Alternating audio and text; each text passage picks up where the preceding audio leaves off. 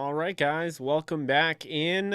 This is J Live, but we're doing our first regular season watch party of the year. I said I'd do at least one this year.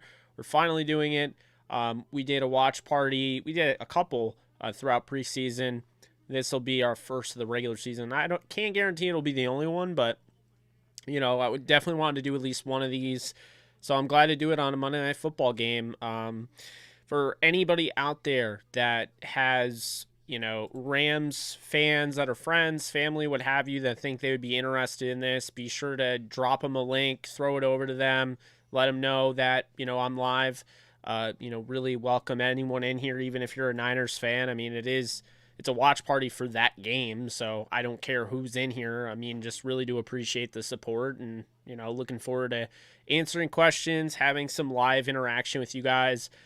Due to this, I will not be tweeting much, so if you're wondering why I'm basically a ghost on Twitter, that's pretty much why. But yeah, we got a lot to discuss. Before I get into that, I have an ad read to do for MyBookie. More is always better. That's why MyBookie instantly doubles all first-time deposits. With double the funds, you can double your action and, more importantly, double your wins.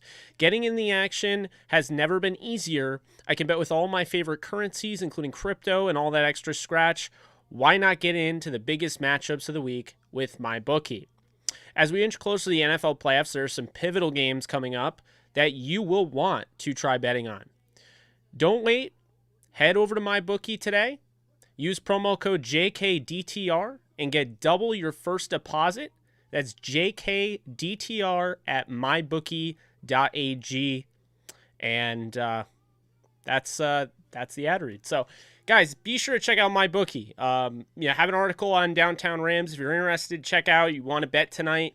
There are 4 bets that I'm eyeing. I've already put some money on. Highly recommend them over on downtownrams.com. You can check them out, and you can bet right on MyBookie and use the promo code JKDTR. Whatever you put up to $1,000, you will get that doubled. So if you're trying to get any last-second bets, the game starts at 8:15. You have 14 minutes to do that, or 14 minutes and however many seconds, but definitely go and do that if you're interested in that. All right. Welcome, everyone. Let's discuss this game real quick. I think it's really funny I'm super excited for this game.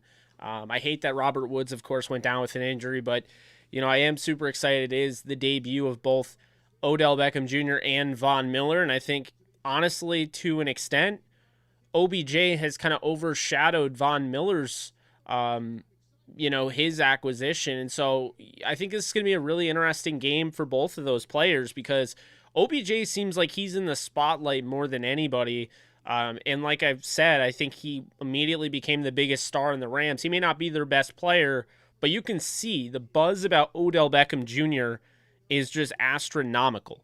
And so much so, a player of Von Miller's caliber that's already a future Hall of Famer in his own right isn't really getting the talk he would have gotten had OBJ not been, signed. So, interesting dynamic there. We'll see how that works out. We'll see what ends up happening there, but it should be a fun game. The Rams are 0-3 the last 3 meetings against the Niners. Jimmy Garoppolo's beat them every turn, but they have come close in all of those games, or at least, a few of those games.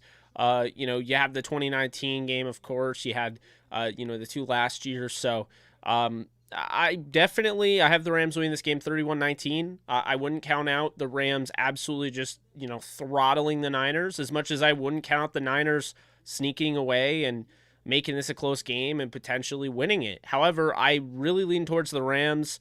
I just think with this team, they're coming off a loss, probably not the way the Niners wanted to play them. They know that the bye is ahead. They know they have a huge test against, the Green Bay Packers coming off that bye. But I don't think Sean McVay, if you're worried about him looking past any sort of game, it's definitely not the one against one of his former coaches, one of his friends, and a guy that has gotten his number. If you believe that Sean McVay has an ego, then this is definitely a game that Sean McVay is putting out all the stops to win. This is the proverbial monkey off his back game where you look and the Rams just haven't done well against the Niners with Kyle Shanahan and Jimmy Garoppolo. So that is going to be ingrained in Sean McVay's head. This is different than, just a game against the Texans or a game against the Lions. This is much different. This is a rivalry game. This means a lot to the fans. It means a lot to McVay. It means a lot to the players. And so, I think this is going to be a physical game, probably a little chippy.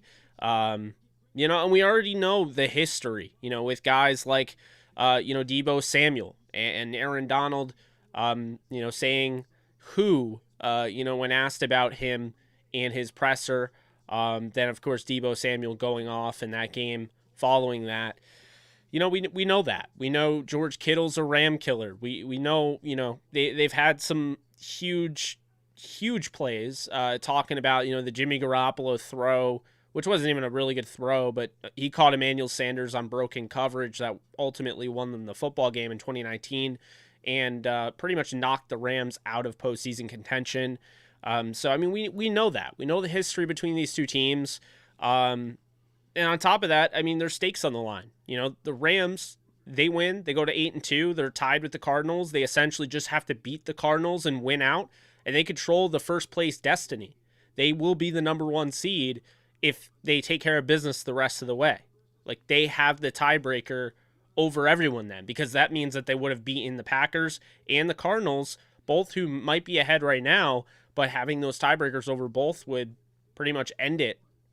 Especially having the tiebreaker over the, Tampa, who we already talked about, and they even lost. So, like Matthew Stafford said in his interview earlier, it is, essentially it is a game where you control your own destiny. That's really what it is. The Rams control their own destiny. They will decide ultimately how this season goes.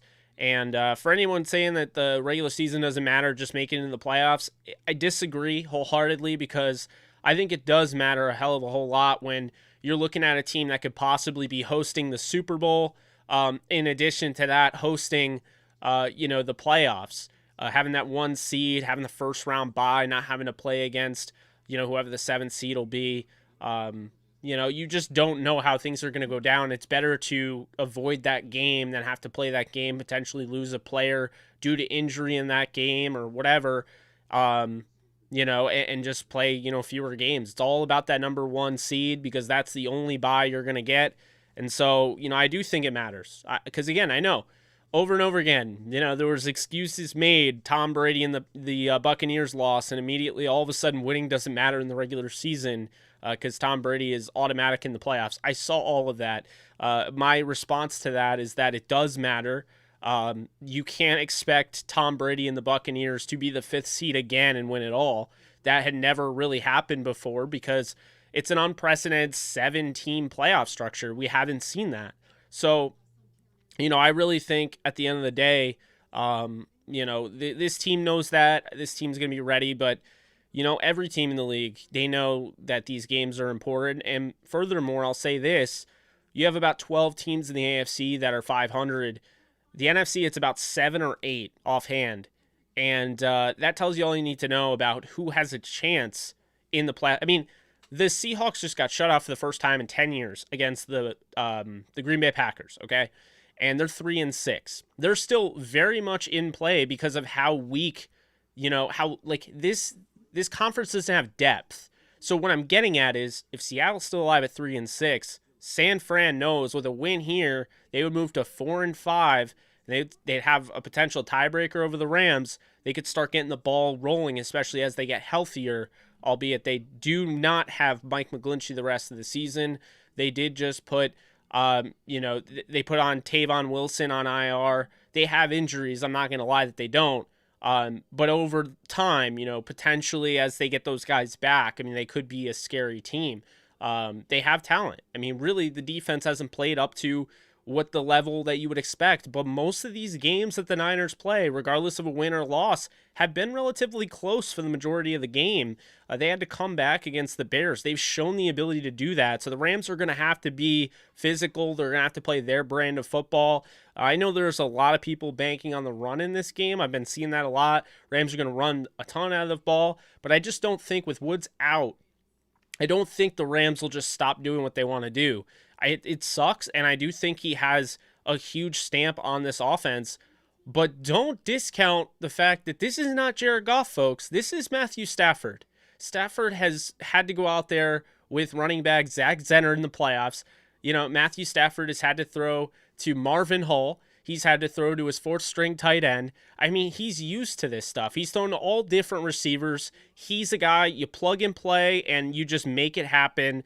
And that is the one difference here. There's a lot of differences, but the big difference here and why this is not going to be the same thing we always see, at least in my opinion, is because number 16 is not under center. It is number 9. And more importantly, because they're actually more of a weakness this year, losing Robert Saleh, who, if anything, Kyle Shanahan may not have had the Rams number.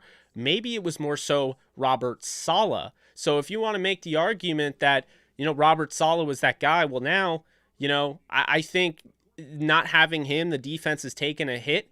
And I do think, you know, this team is susceptible to getting beat over the top and, you know, giving up the second most, you know, yards per play, you know, passing play. So, you know, at the end of the day, I feel really good about this team. I feel really good about Matthew Stafford. And this defense may not be as good as last year on paper, but, you know, I'm not worried about if they were as good as last year on paper. They're playing a 3-5 49ers team that I don't think is as good as last year on paper or on film. So, again, game has to be played, but those are my thoughts coming into this game. I know people are worried. That is obvious. It makes sense. I mean, you're talking about a rivalry game, you know, a team that has won the last 3 meetings. I get it, but this is just different. You know, I think this is different. You know, I think at the end of the day that, you know, the Rams will be able to stop their run. The Rams will be able to, you know, hold their passing attack in, you know, in control somewhat. But I also think the Rams are going to be able to do whatever they want to the Niners defense. I think the Rams will be able to throw on them. I think they'll be able to run. I think they'll mainly go from the empty set.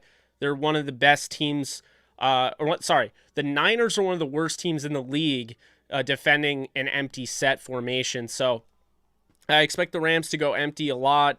You're going to see a lot of Ben Skoranek. It sounds like he's going to be the number 3 receiver. Cooper Kupp, of course, you'll see plenty of him. Van Jefferson, this is a huge moment for him, taking up the mantle of being the number 2 receiver and being the closest thing you'll get this year to a Robert Woods, since he's already gone through the motions, he's learned, and, you know, he's been under Woods and Kupp's wing, so he plays the game kind of the same way. So, you know, he's going to be taking over that role. And we're going to see some Odell Beckham Jr. as well, and I think we'll see more of him than people realize. I know the first moment is you're thinking, oh, this is great, he's going to have some packages. I don't know. Sean McVay could go crazy here and use Odell more than we think, but you're going to see Tyler Higbee involved, I think, a bunch. I think you'll have Darrell Henderson involved out of the passing game, and, you know, as well as Sony Michel. I'm sure he'll have some move as well, but, you know, the Rams did make Bryson Hopkins inactive, so there's only 2 tight ends that are active in this game, and it's Tyler Higbee and Kendall Blanton. So that tells you all you need to know. It's pretty much going to be, you know, for the rest of the game, it's going to be a 10 or 11 personnel grouping. Not likely to see a 12 personnel since they only have 2 tight ends that are active. That doesn't signal that they're going to go 12 personnel. I think they're just going to play their style of football, the style they wanted to play before the Woods injury, and go from there, you know, and that's a big thing. So that's what I'll say about that. What is up, Darius? Thank you so much for joining and donating. Really do appreciate that.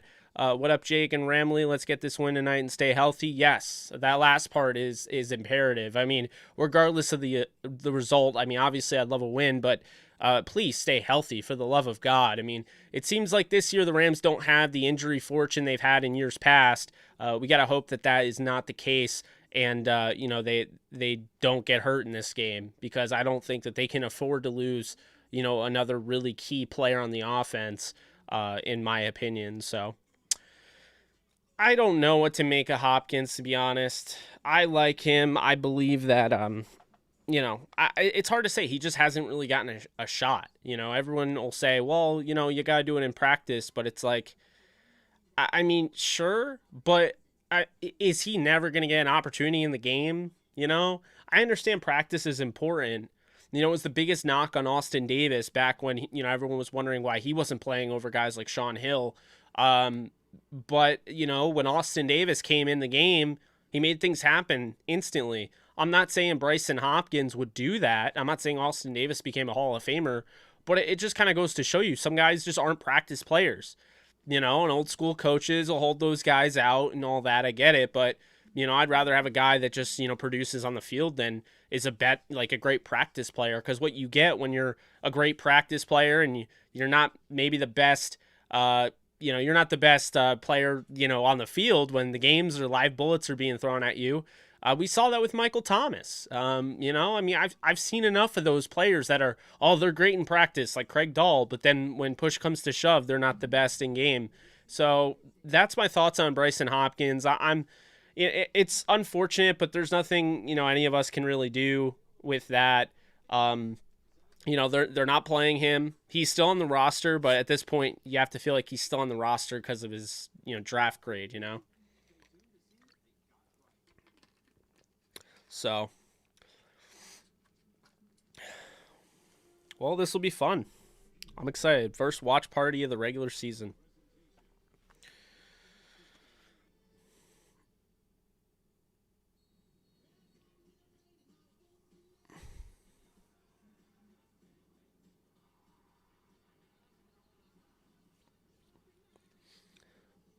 No, that's true. That is true. So, guys, would you prefer if I had background music or just like you're fine in between plays and stuff, the silence? You let me know because I know some of you are, you know, watching this or not, maybe not watching this, obviously watching the game, listening to me, you know. I could.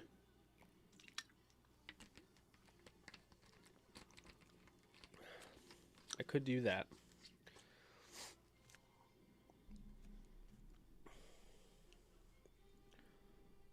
Let's see.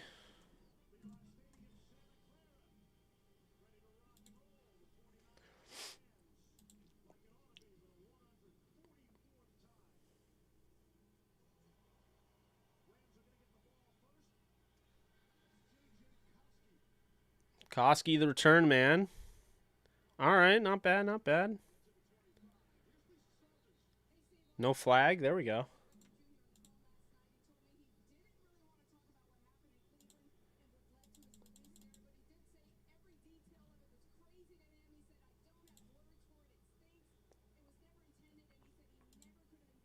I'm trying to get the thing up, but I don't know. It's not allowing me to.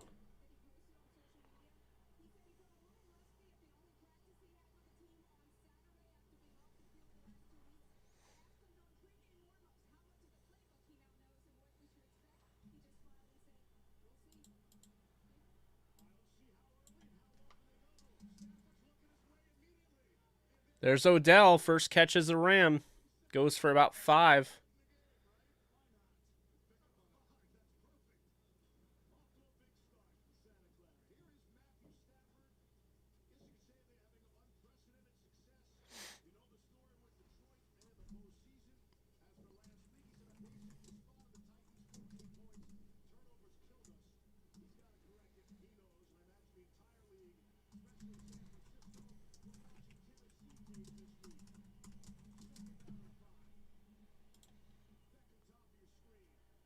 Nice.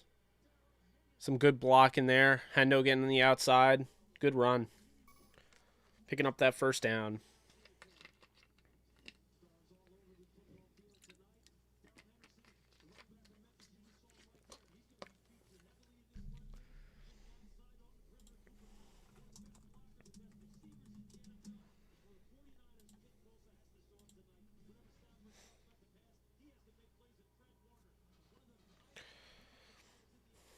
All right, let's see. They got Stafford in the gun. Trips wide. They got Skoranek, Cup, and I don't mind that play design. Not bad.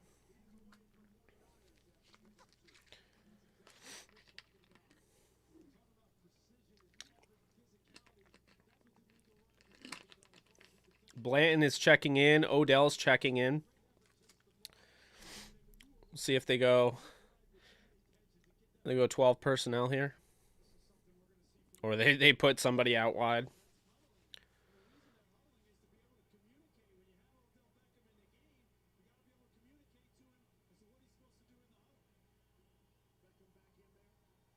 All right. Odell, no.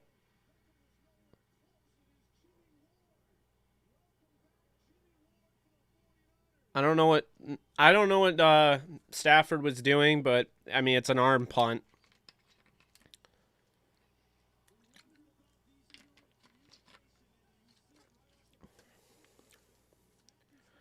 Yeah, that's an arm punt, guys.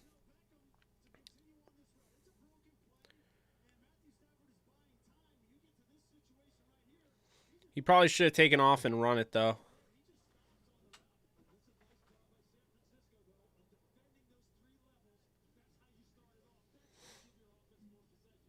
I'm watching the main telecast because I need to see the full screen.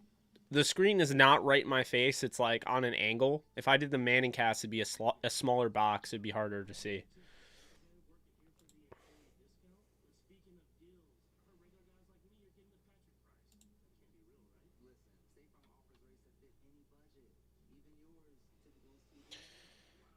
Oh, boy.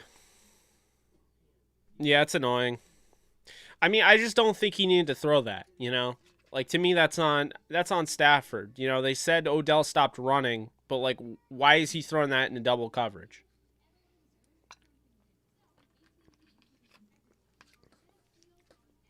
At least he knocked him down.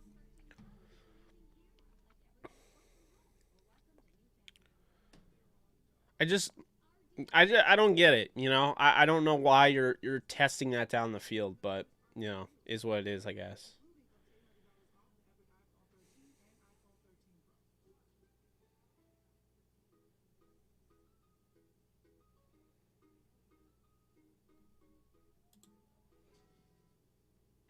Make sure you give this a thumbs up and a like if you're enjoying the stream. Yeah, that exactly. I called it an arm punt as well. I did like that. Odell hit him hard.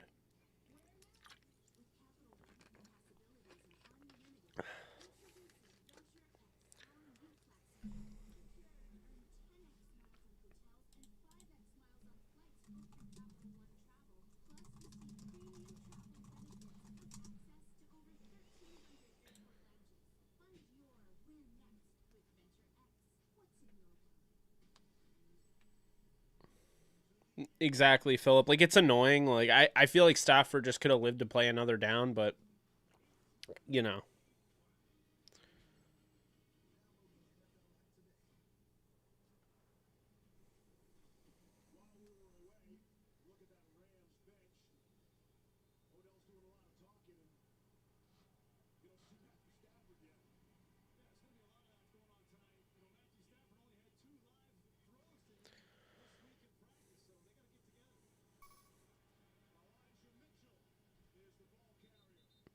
Not a bad stop on Elijah Mitchell.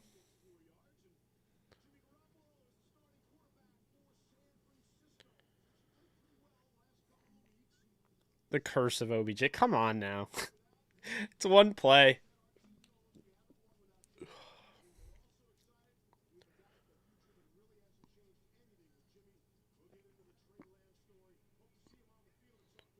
Wow, they gave him 4 on that run. It did not look like 4, but all right. Agree with that. They were too eager to get Odell involved.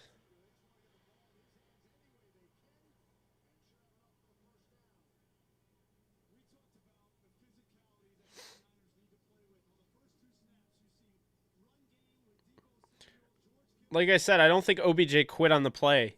I mean, it's also, you know, he threw it to 2 defenders, and I just don't know what Stafford was doing. I think there was just miscommunication. I mean, OBJ just got there. He's had 1 practice. He practiced on Saturday. That's literally the only practice he has.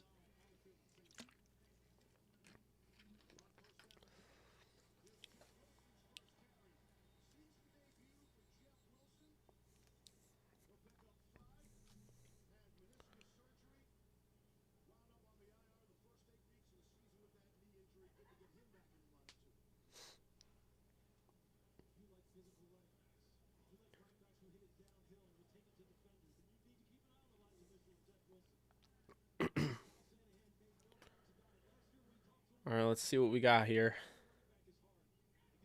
Shotgun formation. They brought Mitchell back in. Motion Debo.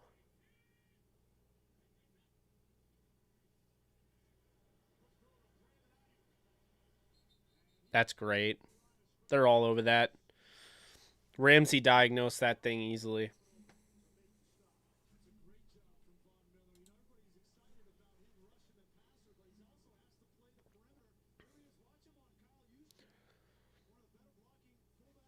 Miller's there, and then he pushes him out, and then Ramsey.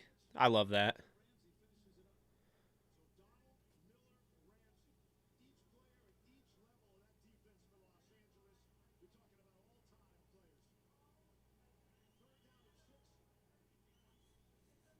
I don't really like the way this looked. Yeah, I didn't like that at all. That looked like a broken play from the start. Ramsey went. It just, I did not like that look at all. 49ers were smart to go bunches there. Yeah, see, that's a good play call. I mean, Rams had no idea what to do. They put Leonard Floyd. They isolated, one of the best pass catching tight ends in football on Leonard Floyd.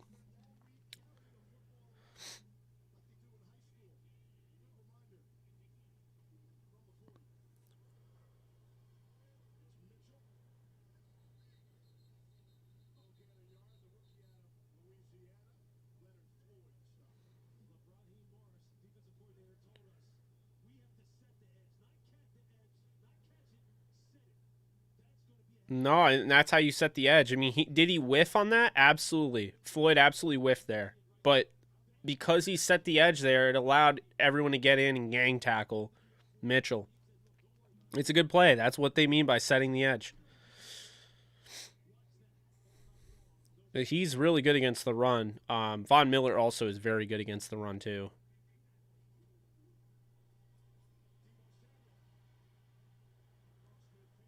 Apparently, Deebo Samuel is a better running back than Elijah Mitchell.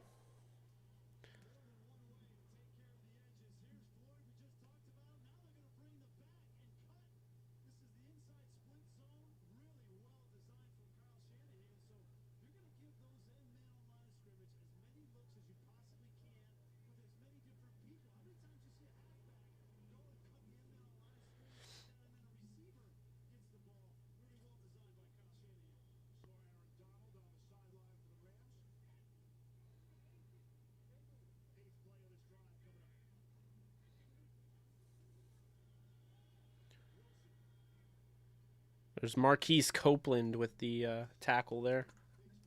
Right off the practice squad.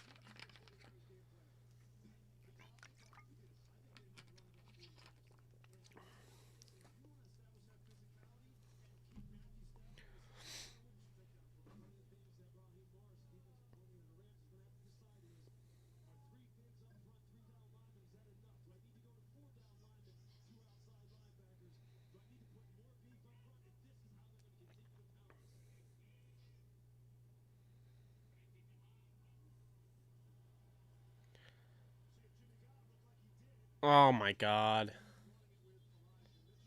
That's annoying.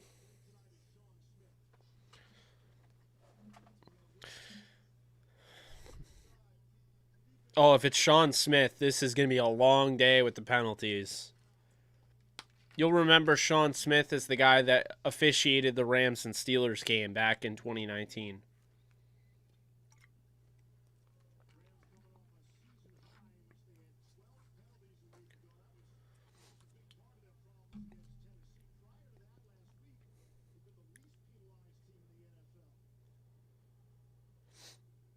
Yeah, because last week's officiating was an absolute catastrophe.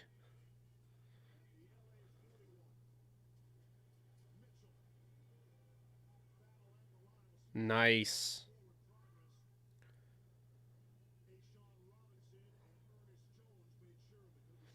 That was a good tackle by Ashawn. Oh, actually, it was a good tackle by Ernest.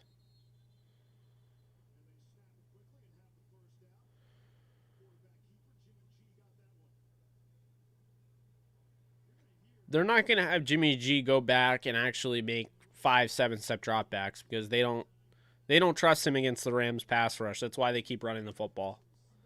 That's why the easy throws are being made. They're not going to ask him. It's going to be 3-step drops. That's how you're going to try to you're going to try to manipulate the defense, keep them on their heels.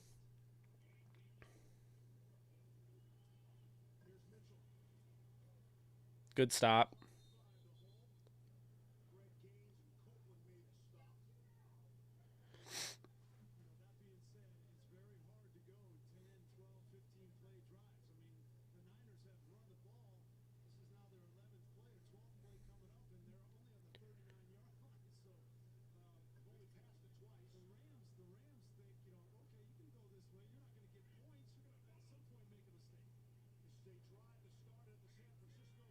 I kind of feel a turnover coming too.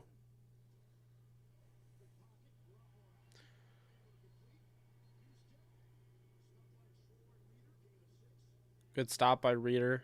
Some good coverage. I mean, that's a tough catch for Juszczyk to make.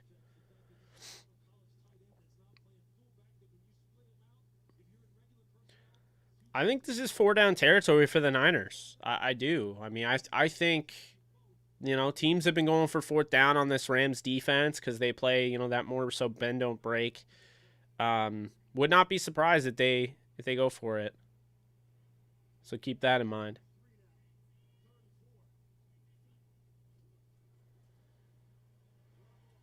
Or they'll get it. It is kind of annoying, these, dink and dunk, typical Jimmy Garoppolo game.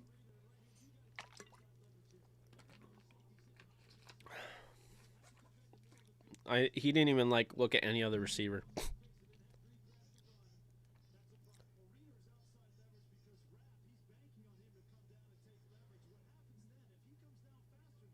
$13-play drive. This is annoying, taking up, almost the entire first quarter.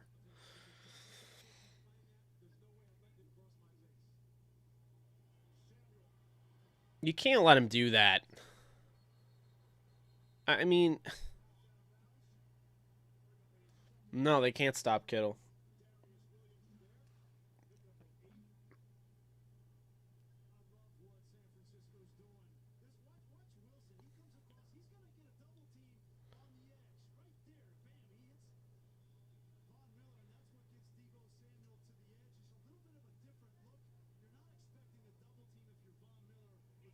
I don't actually think he was out of bounds, but okay. Yeah, they need a turnover here. I don't love this drive so far.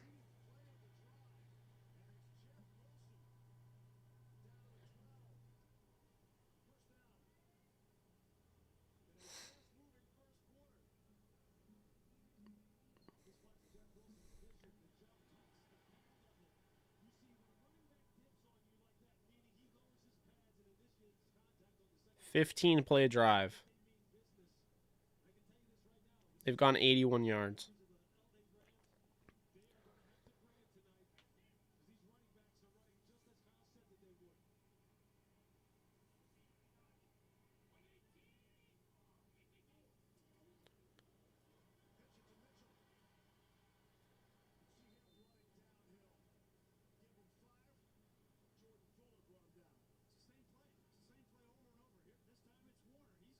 That's what I'm saying. I mean, it's literally over and over again. They're just doing the same thing. Ugh. Death by 1,000 paper cuts.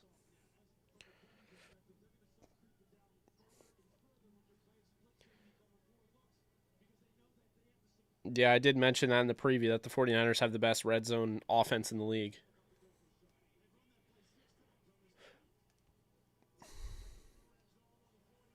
Nice. Donald brings him down.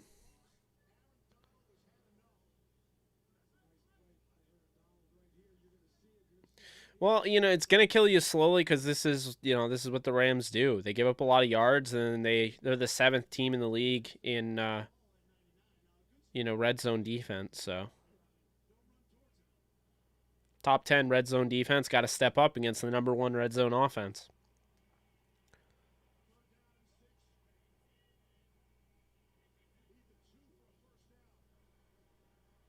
That's not going to do it, though. Nope. You can't allow that. You can't give up all those yards and then allow the touchdown. That's the issue. I mean, you cannot allow that.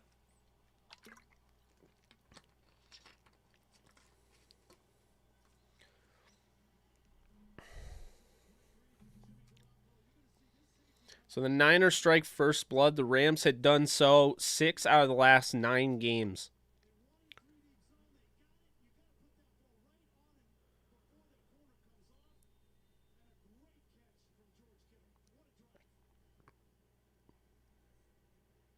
$18-play drive, 93 yards.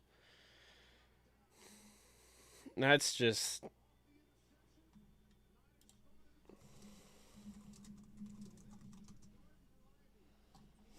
That's just unbelievable, you know, to allow that.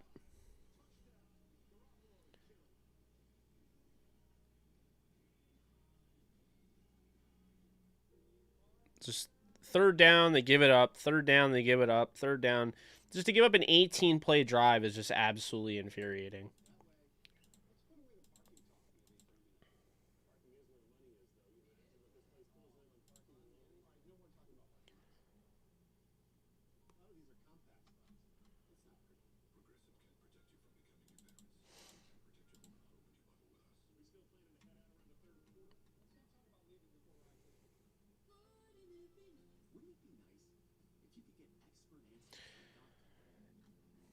I do think the Niners have the right plan of attack. I mean, the Rams, I don't even know what the Rams game plan was on the first drive, but what is really infuriating is Matthew Stafford throwing that ill-advised deep bomb that had no chance of being completed. I mean, the way he threw it, you know, on screen, you thought Odell was wide open, you know, and that is a little infuriating to me because it's, you know, then you have the interception and then the defense can't get a stop. So, like, right off the bat, you start off, you give up 18-play drive. You had a nice drive of your own going, and then you kind of just threw it away. And they get the ball at the second half. So, you know, to me, if you're going to get the ball to start, you have to at least get 3 points on the board. And I just felt like the Rams, again, I don't know if that was the game plan or not. I think that was more Matthew Stafford. But, I mean, dude, you were just saying you spotted the Titans 14 points, and then to throw that just annoys me. Like I said, it's basically an arm punt, but they went down and, you know, momentum's a real thing in this league. The Niners were riding a momentum off a, you know, really important turnover, and then they go down and they score on an 18-play drive. There's a lot of momentum shifting that way. Yeah, I agree. The fog, I don't know why you're testing a deep play down the field with fog and everything. That just doesn't really make any sense.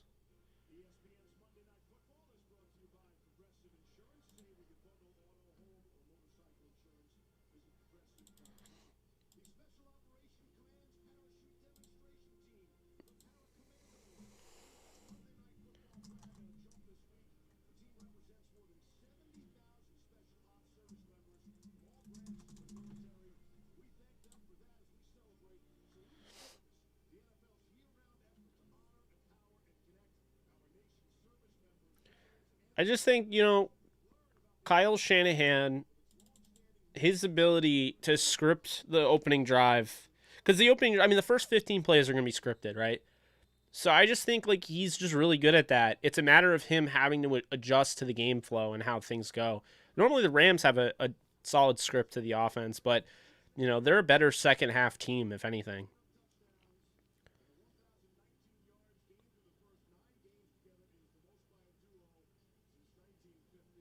I don't even know what I'm watching. What is this graphic?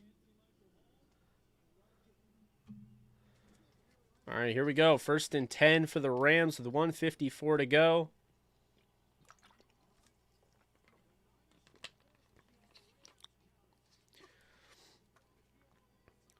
All right, there you go, Hendo.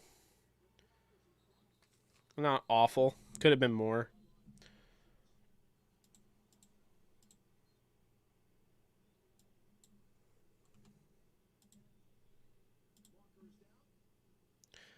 Oh, couldn't allow them to get that 4-yard screen pass. Unbelievable. I'm sure this is a hold that will back them up. It'll be 1st and 15 or whatever.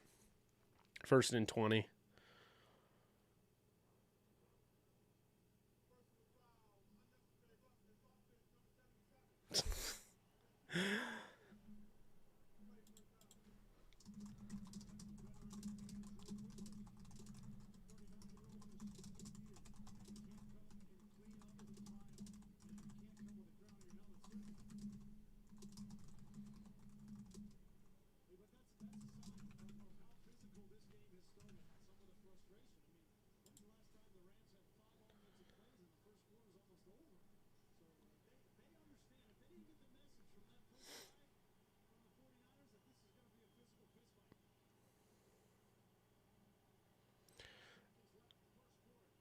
What a lame call from a lame ref. I mean, it's Sean Smith. What can you expect?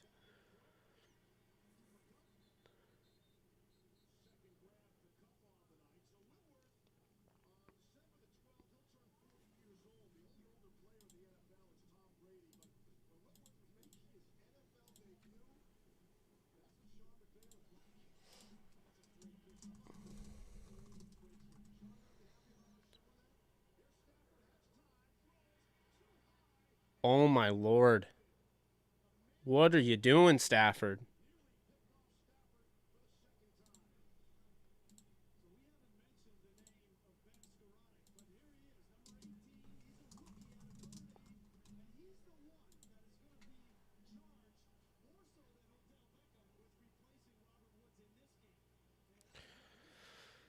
Third and 11 now.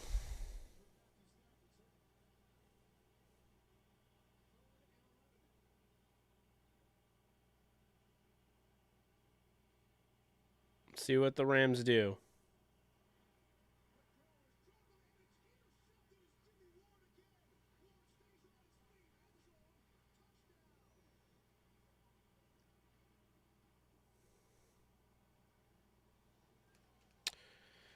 Why did I feel like I knew where that was going before he even threw it?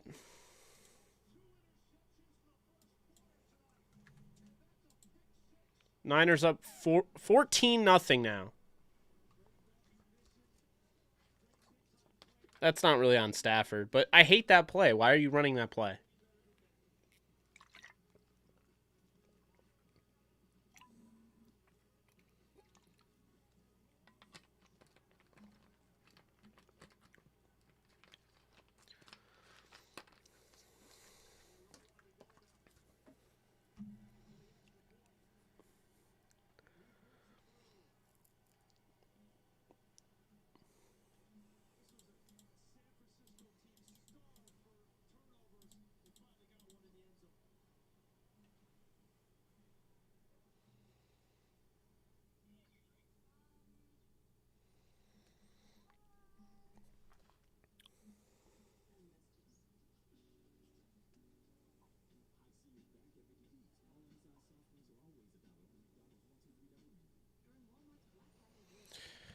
Oh, boy. Well, this honestly couldn't have started any worse. So I guess that's the positive, is that it couldn't have been worse than that. Can't be worse than that. It's how they respond, I guess. I mean, they'll be back on the field. It's kind of like the Indy game, you know, when the Rams had that awful special teams play, they gave up the touchdown, and I went on Twitter and I said it. I was happy they instantly gave up a touchdown. You know why? Because it gets them right back on the field. Defense doesn't have to worry. They just spent 18 plays. They gave up a touchdown. The last thing you want to do is go 3 and out, put your defense back on the field there. So if anything, it's good that they return that. It's probably the best case scenario in this regard because now, yes, they're down 14. The offense can go out there, fix whatever the hell is going on with them, keep the defense on the sideline, give them a rest. Because I can tell you, you know what the perfect example of it, if the defense were to go back out there right now, it'd be like 4-on-4 overtime in hockey. When one side, one team is on the offensive zone and they're constantly getting shots on net and they're keeping that defense, that same shift on the ice. While you keep that same shift on the ice, they're getting exhausted. They have to defend you eventually. They give out if you put up enough pressure. It's the same thing with the Rams defense. If the Rams defense was on the field still, if they were going right back out, right on the field, that could be even more issues. So it's just best to just, they return it, get the offense back on the field, fix whatever this is, and get back to it. You gotta be reasonable in that regard. But right now, the Niners are at home, they're on prime time, and they have an unbelievable amount of confidence and momentum right now. The Rams have got to, step up and break that right down because it's not good right now. They're 7-2, yes, but they lose this game. They're 7-3, coming off the bye. They could be rusty, and they're going against Green Bay. So, this is a must-win for both teams. That's a really bad kick. Koski's going to grab it, go to about the 16. I don't know why they're celebrating. You gave up more than what would have been on the touchback. Oh, guys, stop. It's a bad start. You play 4 quarters for a reason.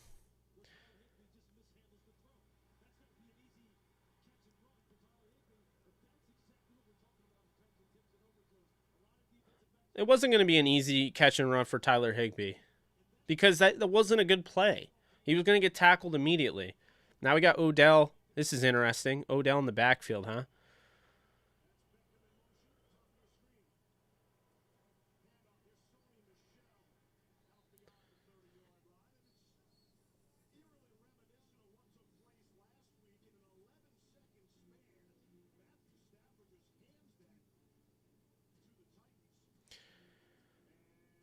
Yeah, they had to show that. They had to.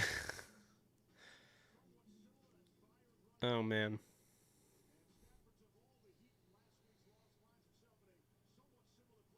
This is probably going to the second quarter before they hike the ball, but.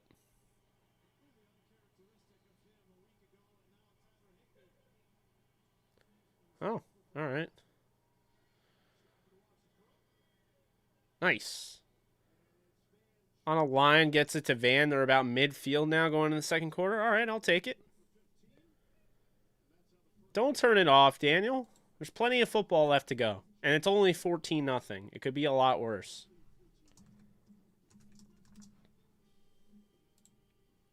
Could be a lot worse.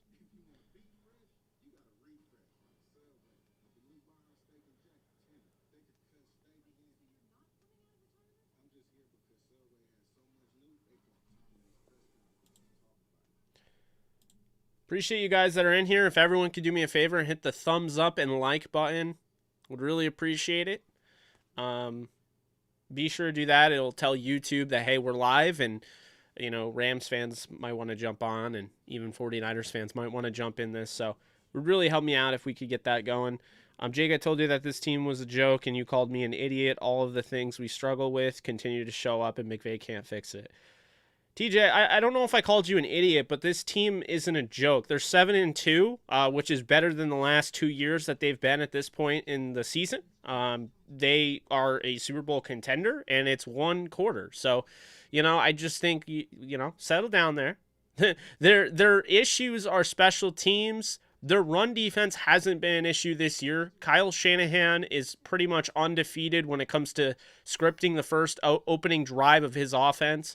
But then kind of comes back down to earth pretty much every game I've watched the Niners this season. And furthermore, their offense didn't have to go back out there, so we don't know. That was a lucky play. If you really think about it, how on earth did they deserve that? It wasn't a good play call by McVay, but that was an unforced error. It wasn't a strip sack, It wasn't an interception. I mean, it probably was. I mean, it was an interception. It got tipped, but it's not like Stafford threw it right at somebody, It's frustrating, sure, but it's such a fluke thing. The Niners got a lucky score, so, I mean, just it's all good.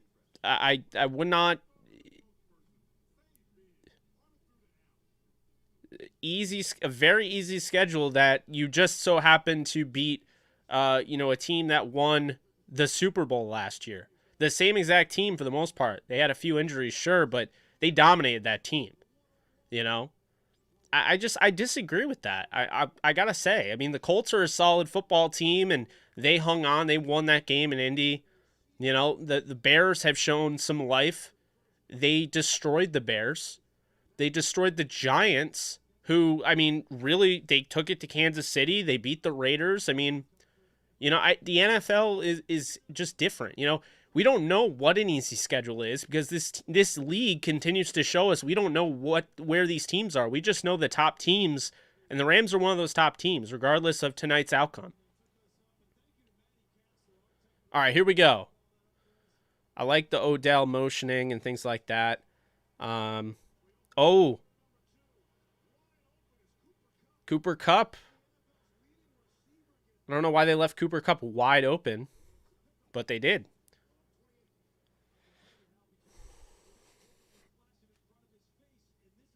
Yeah, but you know what's funny, though? Like, we can call it back-to-back, but if you go back, you watch the Titans game, the Rams outplayed them the entire second half. The Titans got a second quarter to remember, and then they really weren't good the rest of the game. They deserve to win, sure, but don't count the Rams out. It was one quarter. There's a reason they play 4 of them. There's a reason it goes to overtime. If, you know, I mean, there's so much that can happen here. Just relax. Trust me. That's a great job by Odell. Great route. Had no chance. He's got 2 catches for 18 yards on 3 targets. Not bad for only practicing on Saturday.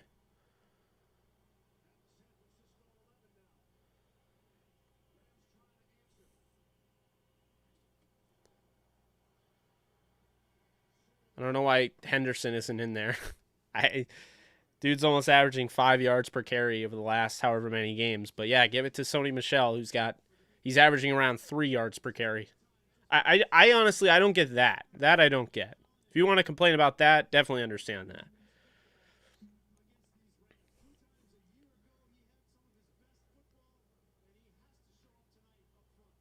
Here we go.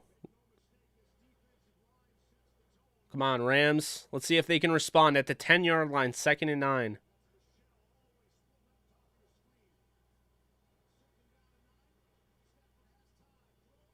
Oh, he had Skoranek. Overthrew. Big 6'3" Skoranek. It's going to be 3rd and 9. Thanks, Ted. Appreciate you liking. If we could get over 100 likes, guys, we'd really appreciate it. Just hit the thumbs up button, and that's a like.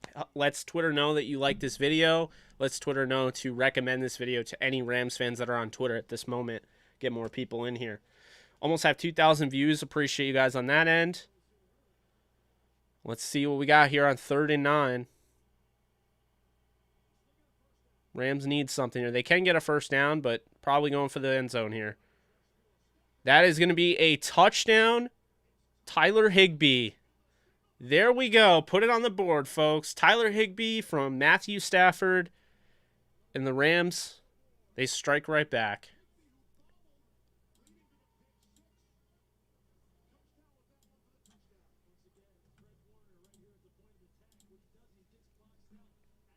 What's up, Glenn? Great catch by Higbee hanging on that thing. I mean, the guy is right on him. He's tackling him. That's Fred Warner there, you know. Great catch by Tyler Higbee. Touchdown, L.A. And 7 plays, 75 yards in 2:36. So they didn't waste a lot of time doing that. That was an impressive drive to go 75 yards in less than 3 minutes. And that was a statement drive, folks. That was not a scripted drive. Huge answer. They needed to score on 3rd down. I mean, you could have argued that, you know, Stafford overthrows. If he doesn't overthrow Skoranek there, I mean, Skoranek has a touchdown, you know. I think he catches the football, but they needed that, so.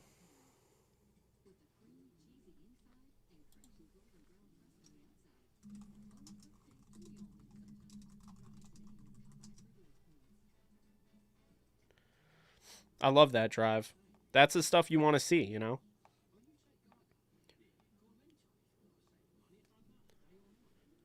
You just want to see response. That's how you know your team still has a pulse. If they show they don't have a pulse, okay, this game is pretty much over before it started. They didn't show up, but to respond like that, that was a good drive there.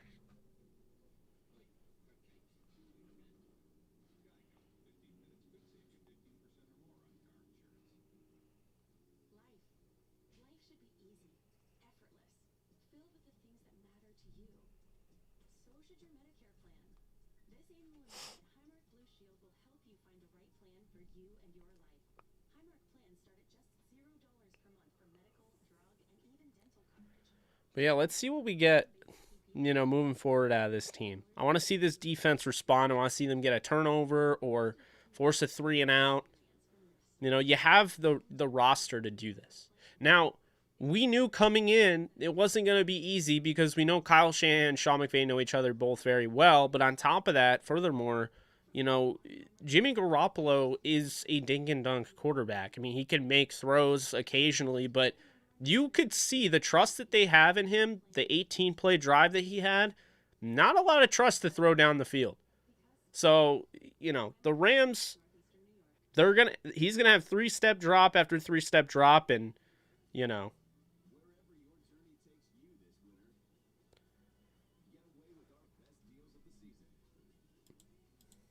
Oh, Henderson's being evaluated for a concussion. Oh, my God. Of course. Unreal.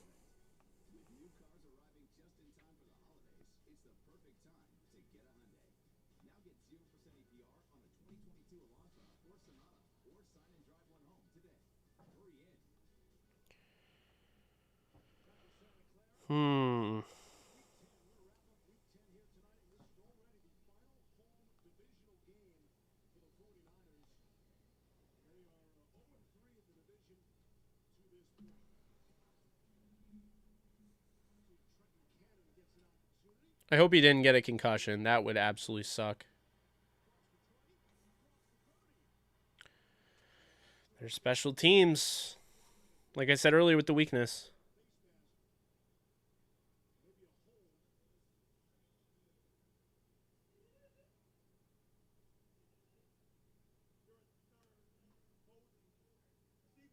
Finally. Oh my God, I thought they were going to call it on the Rams.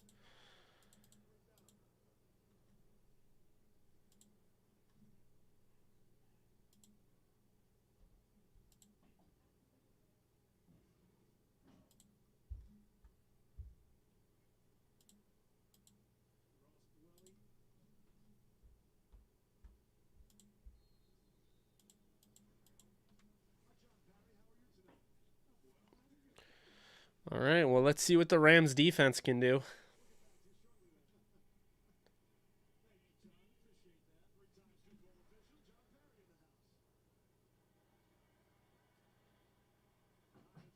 That's annoying.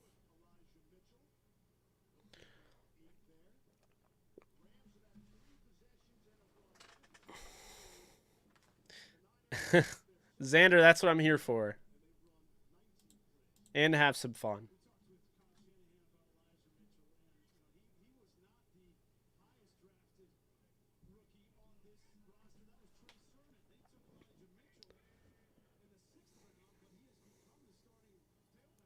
Oh, there is Donald. Vintage Aaron Donald, man. Blowing that play up before it started.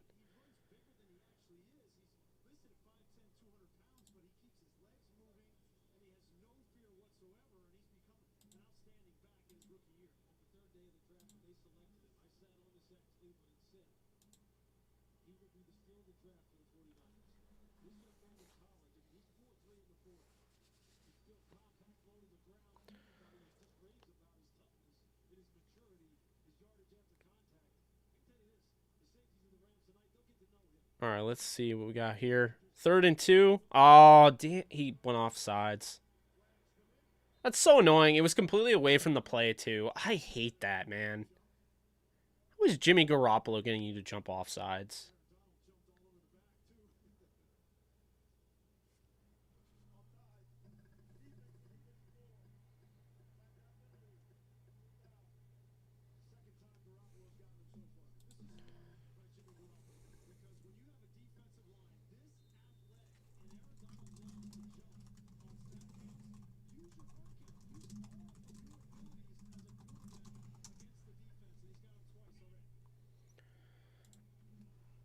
All right, well, 1st and 10 again. Let's do it all over again, right?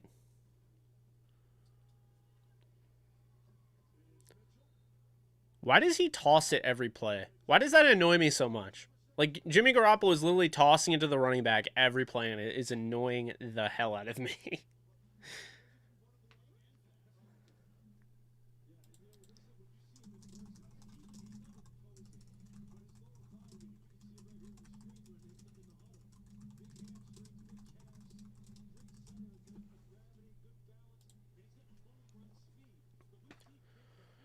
Got 2nd and 9 here. You would never know that. You would never know that. Elijah Mitchell is averaging 2 yards per carry.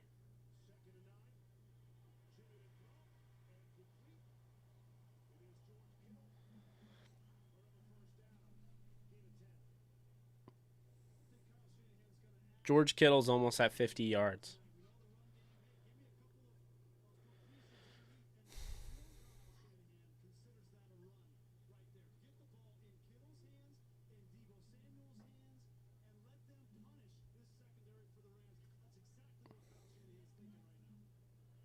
No, he can't. That's why he's 6 for 6 for whatever, however many yards.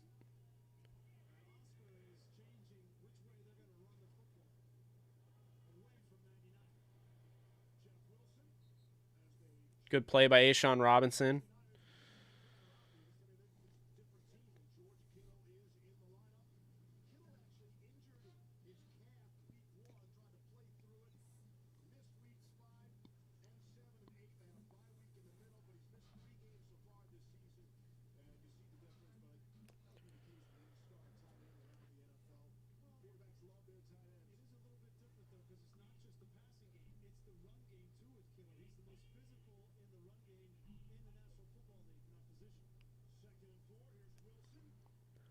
Good stop by Reader.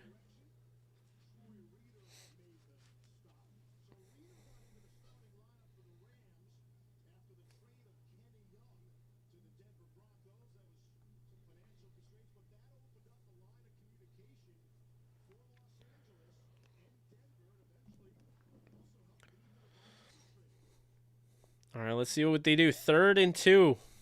Big stop here. They're 30th in the league in 3rd down conversions, but they've been 100% tonight with 4 out of 4. Rams got to step up.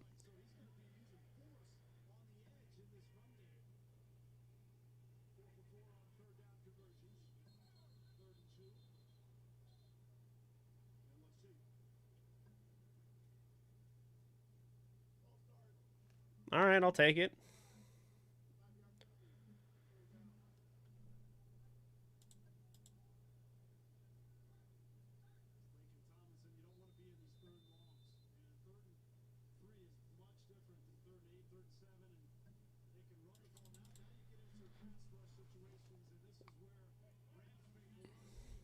All right, here we go. 3rd and 7. This could be a huge stop here if the Rams hold them. No, you can't give that up. I mean, come on.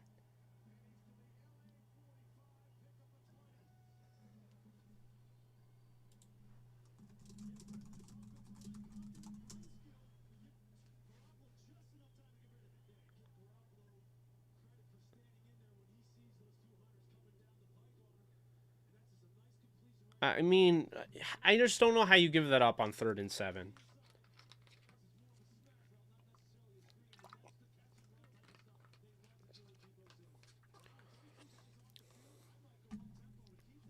Yeah, just dink and dunk, dink and dunk, dink and dunk. Handoff.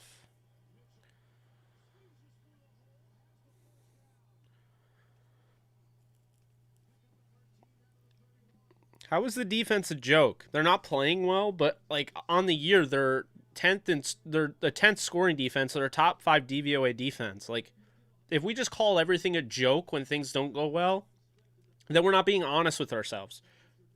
You can be emotional in the moment, but just calling everything a joke, like you yourself loses credibility. Like that's my thing. That's why I don't call everything trash and a joke. I have a reason for my points. Like, I appreciate you being on here, TJ. I'm just, it's not just you. I'm just saying over and over again, like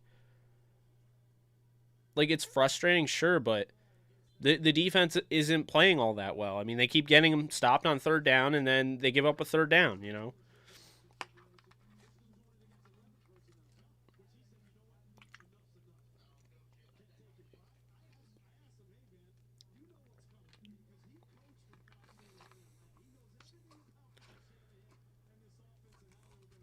Dante Dion's not in the game. He's out. I love Raheem. They're just not playing well right now. They were amazing last week. Newsflash, they were amazing last week. Last week they had their backs against the wall every which way, and they're just not having a good game right now. They have to play better.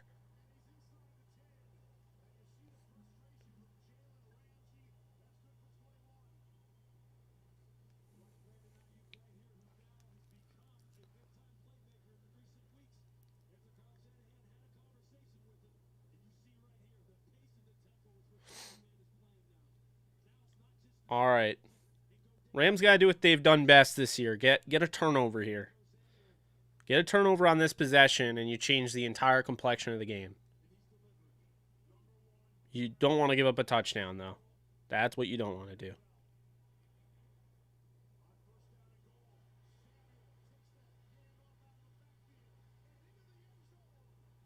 That's a pathetic job tackling, though, for real.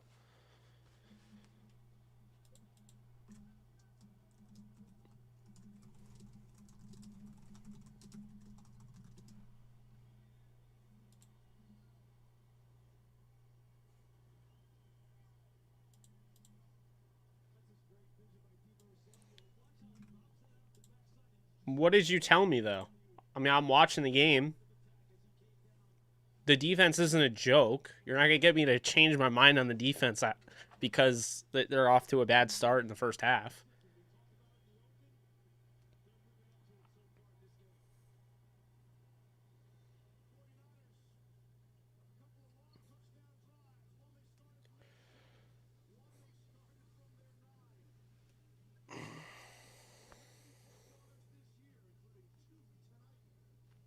No, I said that was a pathetic job tackling. I didn't say they were pathetic. That's the difference.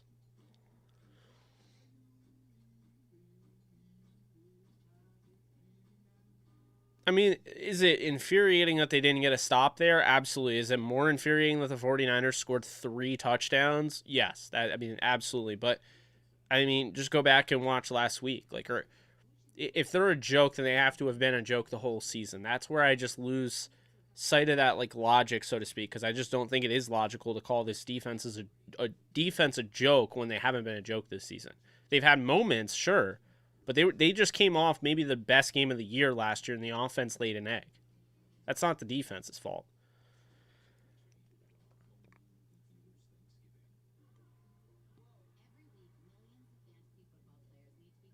Well, now the offense has to. All we know is now the offense has to score 22 points. They have to get to the score of 22 to win this game, at least 22. That's all we know. It'll go further as the game goes on if they give up more points, but that's how it's looking right now.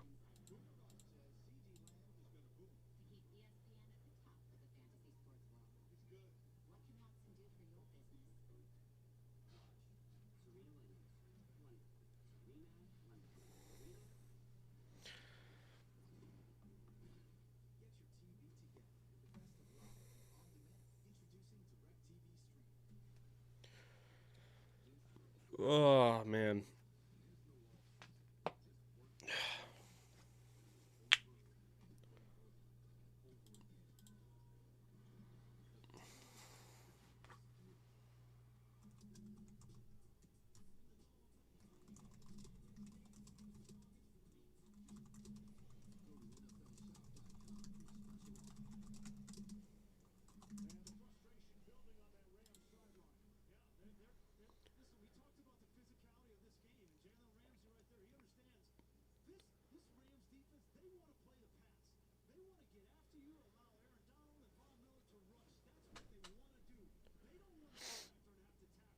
All right, let's see.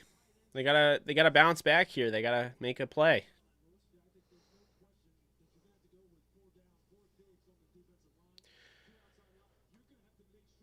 I mean, unfortunately, because you get down like this, it takes away the run game. Because then you can't completely abandon the run, but you become more easy to read, you know, with that.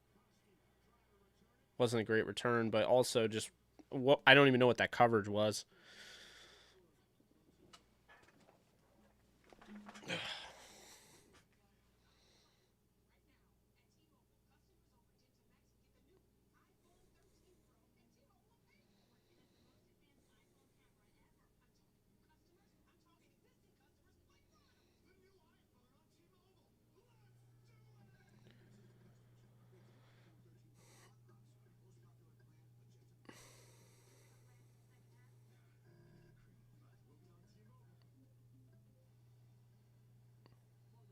Their salaries have nothing to do with how they play on the field. I'm all right. Going under center. Hendo is back in. It's like they have OBJ out there as well.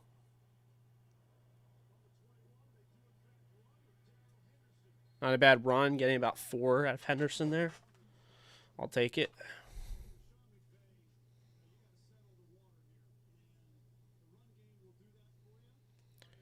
All it takes is, you know, you score a touchdown here, you get a turnover in the next possession. It's a completely different game.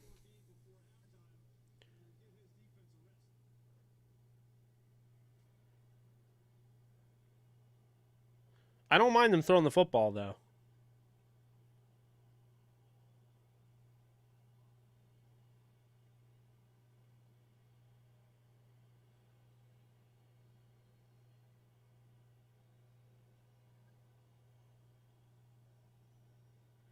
Play action.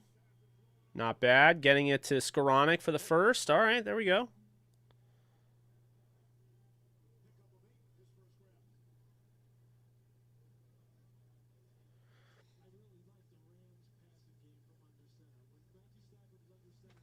But TJ, this is one of the most talented teams in football. Like, I just don't get that comment, is what I'm saying.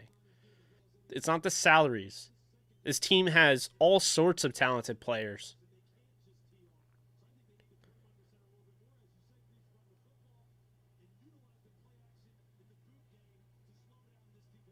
All right, here we go.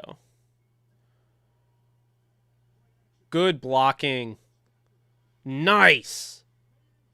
That is how it's done. Awesome.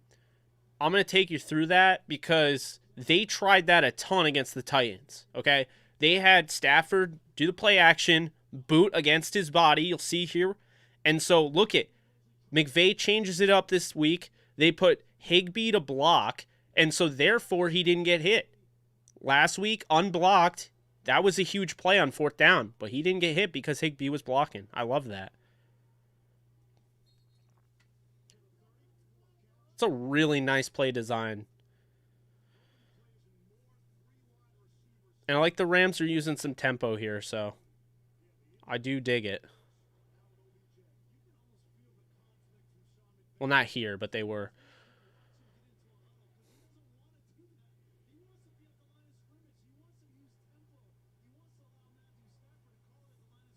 All right, so here we go.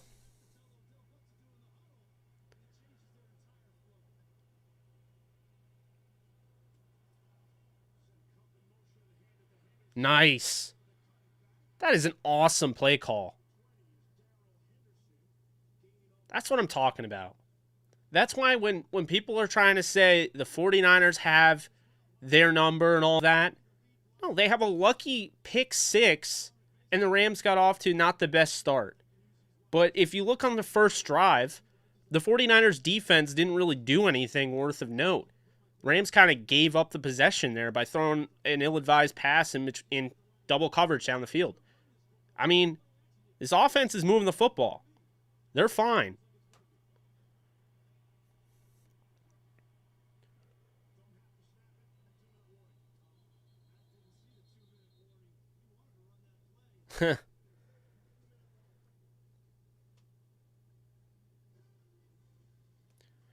Yeah, I mean, theoretically, you would want a touchdown here. You don't have to have one. You're going to go down at the half, barring some crazy thing, right? So you're going to be losing 21-7, 21-10, 21-14, or it'll be tied 21-21 for God knows why. But either way, you're going to be losing. It's going to be way too hard with 2 minutes to take the lead. So Sean McVay's undefeated streak at halftime is once again going to be intact because they're not going to be undefeated. Well, they're not going to be winning at halftime. You also don't get the ball back in the second half because you took the opening kick. That's why throwing an interception there was so bad because, you want to score at least 3 points when you're getting the first possession, set the tone early on. But the Rams look good. Their offense is moving the football. Their defense obviously needs to step it up, but they've even shown the ability. They just got to make those third down stops. I mean, the Niners are a third down team that they're 30th in the league in, and the Rams can't stop them on third down. But if you look, I mean, they look fine. I mean, it's not like, they're still generating some pressure. They're still stopping the run for the most part. They just have to make sure that they're holding them on third down. I don't know if Kyle Shanahan would go for it on fourth down either. So I mean it's a big thing there. But I mean, Elijah Mitchell isn't blowing the roof off this place. I mean, right now the only one that's running for over 5 yards per carry is Deebo Samuel. He's running for 8 yards per carry. He has 4 carries for 32 yards. The Rams have held Elijah Mitchell in check for the most part. 11 carries for 33 yards. That's 3 per carry. The only reason it's even looking that good is because he had a 13-yard run. But for the most part, I mean, the Rams are just getting gashed by Deebo Samuel. And then the dink and dunk passing attack and Jimmy Garoppolo. But I mean, they don't really look that bad, is what I'm saying. So it's, you look at the passing attack. I mean, the Rams are moving the football. Stafford has 135 yards already. He's thrown 2 picks, one being on him and one being not on him, right off his receiver's hands. But, he's 11 of 15. He's 135 yards. He's averaging 9 yards per reception, So I'm not worried. Henderson's averaging 8 yards per carry. On 3 carries, he has 24 yards, okay? This is my point, is that this is why the Rams aren't down bad. The Rams are in this game. This game is not over. Don't turn off your television set. Don't give up on this team. Let's see what they do here. This is a big drive. They got 2 minutes here if they want to take it all the way down, but I'd still be trying to get the ball back after a touchdown if you can score quickly. Hands it off Henderson. There he is, getting 5 yards there. Creating yards. Gotta love that. Yeah, they're definitely playing to try to run some clock, and I don't think they really want the ball back, because I don't think they want to give the Niners a chance to score at all. I don't even know what just happened. That was not good.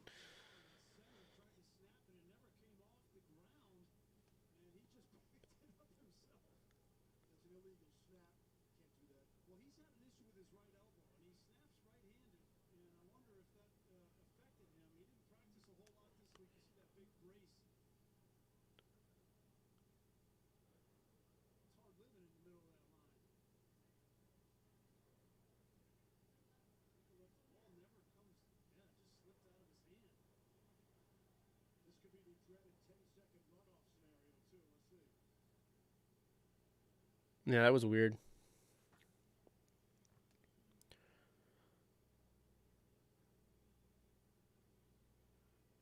No, it doesn't look like encroachment. It looks like a bad snap. Yeah.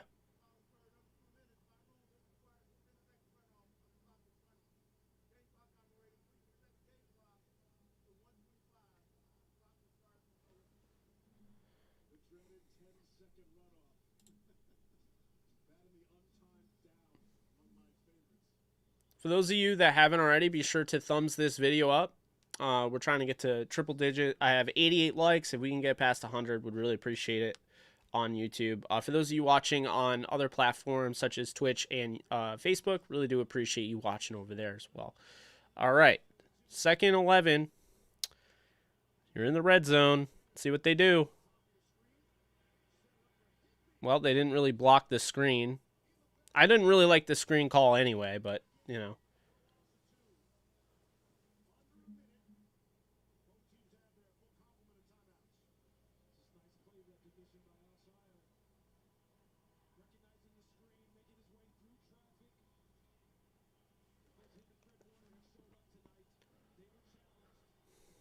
All right, third and hey, the last third and long, Matthew Stafford threw a touchdown to Higbee. They don't need a touchdown though. They can.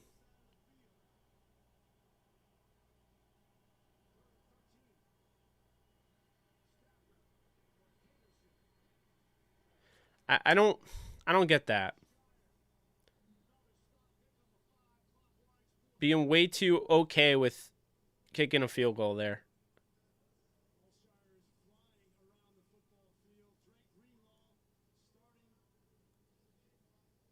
Like, you don't get the ball in the second half. I thought you should have gone for... They seem to be playing for a field goal there, to be honest with you.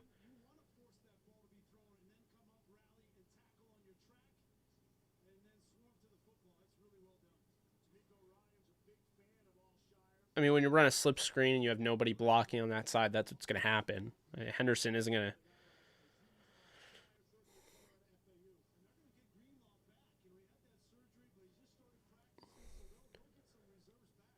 Just hope Matt Gay hits this field goal. Otherwise...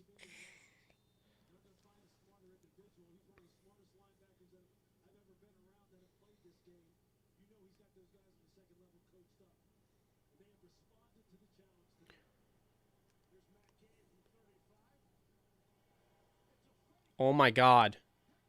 Oh my God.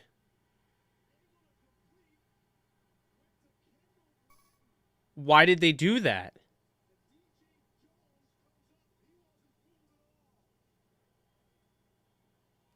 I can't believe they ran that. You have to be kidding me.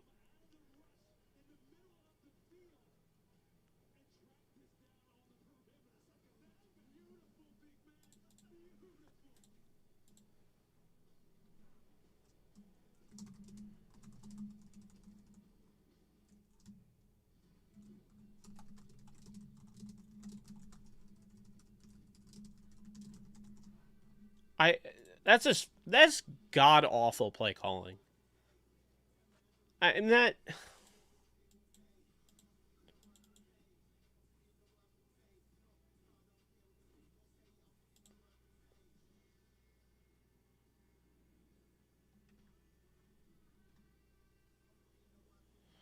I don't understand.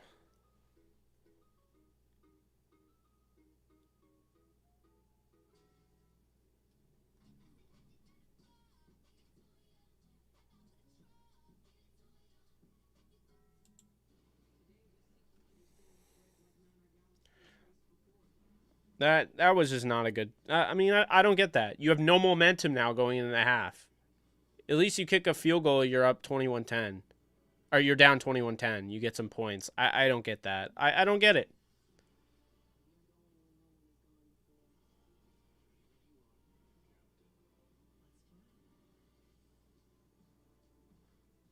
TJ, do you even like the Rams? Because, like, you sound so negative. I don't understand why you're being that negative. It's almost like you want them to fail. I don't understand. I thought you were a Rams fan. That's why I'm asking. If you're not, I mean, anyone's welcome on the channel. I'm not saying that you're not. I'm just curious.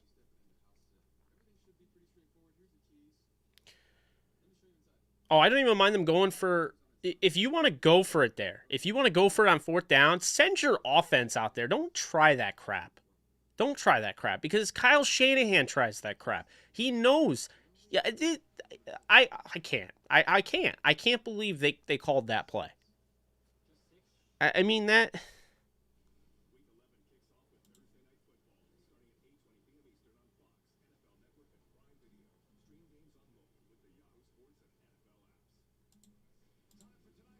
I just...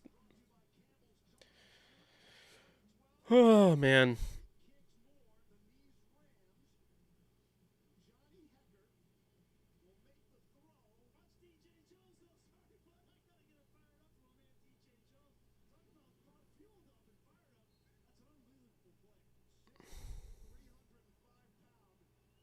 That's pathetic. That was just an awful play call.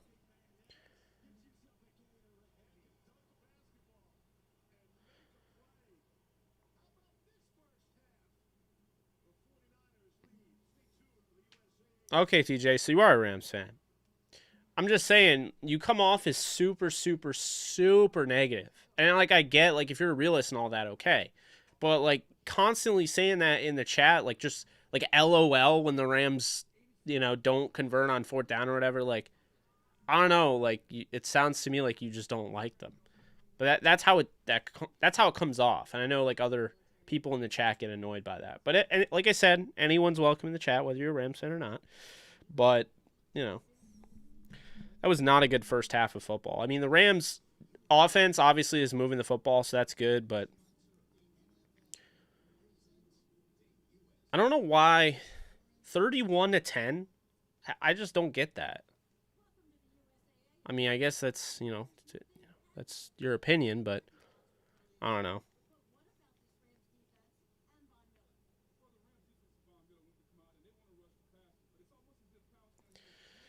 I'm not done with this game, guys. There's plenty of football to be played. The Rams, I said, are a better second half team anyway. They're a really good road football team. They're not playing their best right now on defense, but they can come out, they can make adjustments on the defensive side, and they have the playmakers to, you know, generate extra possessions on offense. They have playmakers like Aaron Donald and Jalen Ramsey and Von Miller, Leonard Floyd that can turn the ball over in an instant. So this game is not over. I mean, I don't know why everyone's saying it's over. It's annoying that they just didn't, you know, kick the field goal, but I mean, you know, I don't. It's not over.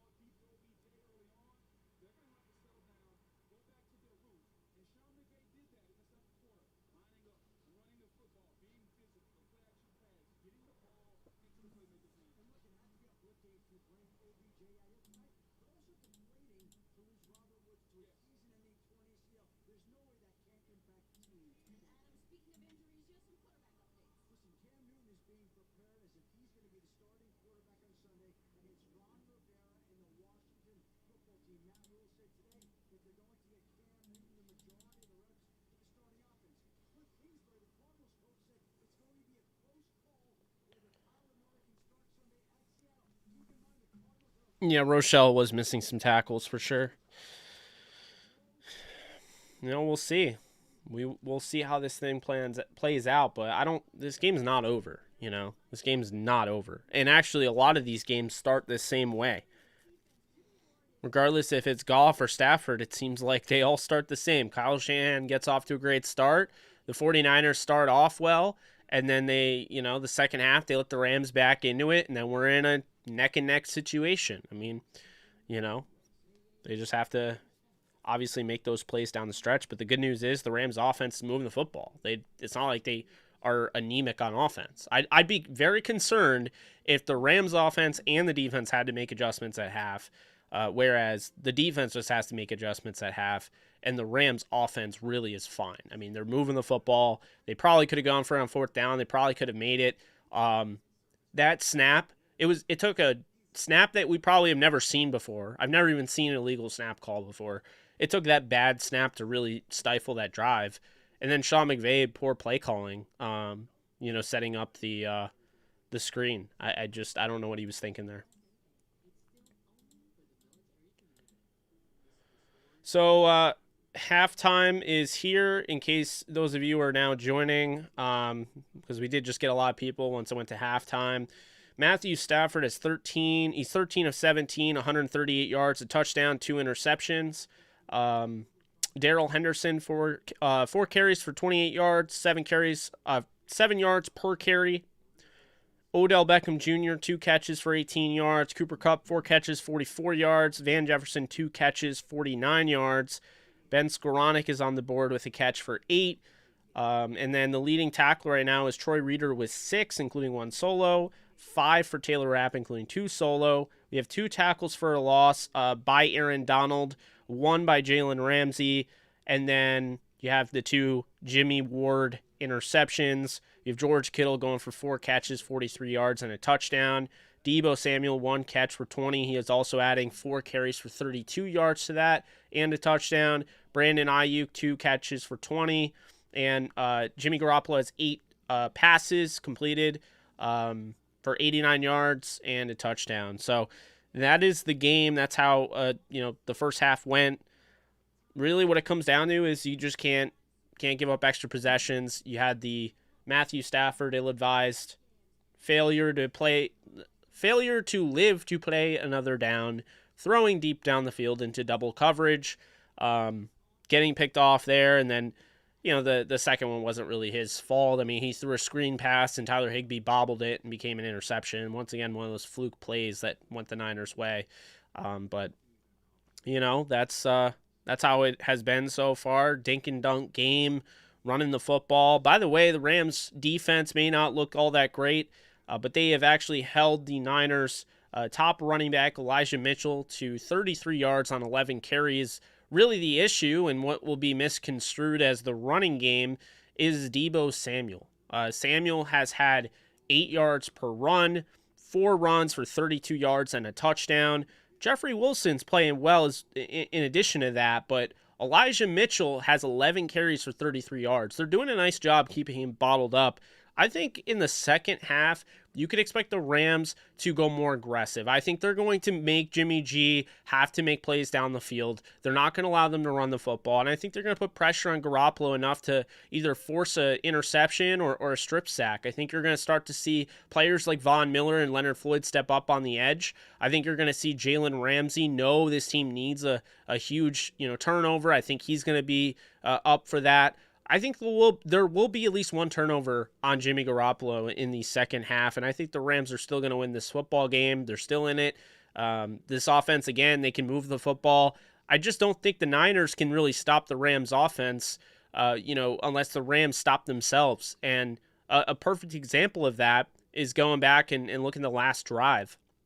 The Rams were really they were throwing and running all over them, and then it finally came down to the red area where Sean McVay decided to go, after the bad, illegal snap, he goes with the bubble screen with nobody blocking, and then he goes with another screen. I didn't really understand those at all, and then, failure to go for a field goal and try a fake. If you're going to go for it there, put your offense, that's one of the top in the league, on the field. Don't go for the fake field goal. I just don't get that. I don't think it's ballsy. I think it's dumb. I think at some point or another, having that I will do whatever it takes mentality is actually dumb. It doesn't actually necessarily mean you're smart. Sean McVay cost his team 3 points on the board today, and on top of it, you could look at Matt Gay. What about him? His confidence. Talking about getting him the opportunities. He said this on the Coach McVay show. You take away those opportunities from Matt Gay there to kick a field goal. How does he feel the next time he goes out to kick? Because this team was about to run. They ran that play instead of having me just knock 3 points through. So yeah, that's my thoughts on the first half. Not a great first half, but I do think the Rams come back, and I do think they'll win this game. They were going to have to play a tough game on the road. People forget, the 49ers, they played the Packers very tough at home. They had that game, and the Packers came back and won at the end, 30-28. So it's not going to be surprising if this comes down to the wire. I actually expect it will. My 31-19 prediction coming into the game was before I saw everything. The Rams are in a hole right now, but I think they can dig themselves out of it because, good news, the offense is still moving the football. The 49ers have no answer to their offense. The Rams just are making, they've made mistakes. And so, as long as they play mistake-free football the rest of the way and just continue doing what they're doing, they're going to run the football. They're going to be able to throw it downfield. They're going to be able to extend plays. And at the end of the day, that's how it's going to be. So that's what I'll say there. Appreciate you, Richie. The Grossi Posse. I cannot wait to link up with Tom there. We're planning on doing a crossover at some point or another, so I'm definitely excited for that. also it's against a team I have respect for. You know, the Rams-Packers game, I mean, I have the utmost respect for Aaron Rodgers and, you know, the Packers and their team that I just, you know, I can never hate them. I can't root against them really unless they play the Rams. So, you know, it'll be fun. I can't wait to have him on and go on his show. But yeah, this is definitely a tough game. 100%. 100%. If we lose, should we panic? No. It would be tough. I get it, but I wouldn't be panicking. No. I definitely wouldn't be panicking, but I don't think it's a guarantee that the Packers are, like, I think people are way too, like, I understand the last 6 quarters seem really painful, but if you look at the Titans game, the second half of that game, the Rams were moving the football, and, you know, they didn't have an issue doing that. I thought the play calling was off, but the defense was great last week. That's what people are forgetting. The Titans won the game, sure, but the defense was great, and they had an opportunity down the stretch with that roughing call on 3rd down when they got the incomplete pass and they were about to punt it. That roughing call on Aaron Donald effectively ended the game. So I'm not saying the Rams deserved to win last week, but we got to stop acting like they absolutely got destroyed. I don't think the Titans' offense played that well. As a matter of fact, I thought they were rather pedestrian. But, you know, this week, you look at the Niners offense, once again, you know, they're dinking and dunking their way. They're doing some good things with Debo. They're getting some, you know, obviously some motion going, some good blocking as well. You know, like Kyle Shanahan knows how to draw up offensive plays. That's not what I'm saying. But the defense got off to a bad start. They played 4 quarters for a reason. Let's wait until the second half before, you know, the end of this game we'll know. But no, I'm not worried. You know, I do think the Rams, regardless of this outcome, they will be fine. I've been seeing people, we're not going to make the playoffs. That is ridiculous. Unless something catastrophic happens injury-wise, the Rams are going to make the playoffs. But, you know, hey, they got to step up and they got to make things happen in the second half. The second half's important. As far as the Packers go, I mean, Packers are playing really good football as well, but the Rams are a good football team. You know, so, I mean, I don't know where that's going to go. I think it'll be a fun game. And you know, I think at the end of the day, you know, I can go either way. You know, so we don't really know. I think it's way too easy to just say that this team's defeated, it's over, what have you. It's done. But, you know, I don't think it's done, so to speak. There's a lot of football left to play, and I wouldn't rule it out. That's what I'll say. So I'm excited for the second half, though. I mean, obviously, I wish they didn't have to kick it off, but you know, as long as they don't go for a fake, they don't go for an onside kick, I'll be fine. If they had tried that, I'll be rather annoyed. Shout out to you guys. We're over the 100 like mark. Really do appreciate that. Was hoping we'd get over that. We are over that. And we're almost at 5,000 views, which also really much appreciate you there. Max Power, what's up? I guess Grassi is sending over the Grassi posse to this stream. I really do appreciate that. Means a lot. I cannot wait to collab with him. So, been watching Patcast for a minute now. Really do appreciate you showing love.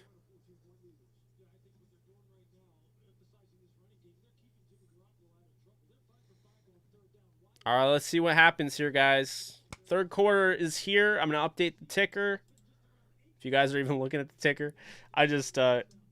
I'm so bad with remembering to update the ticker. I thought I've done pretty well today, though. So, put that feather in my cap. All right, let's see what we got here. 1st and 10. Let's see how the defense comes out.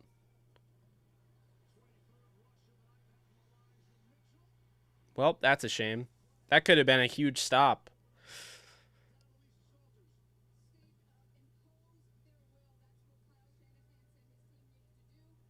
Rams need a stop here, and I don't think that they can afford to give up a field goal here. They definitely can't afford to give up a touchdown.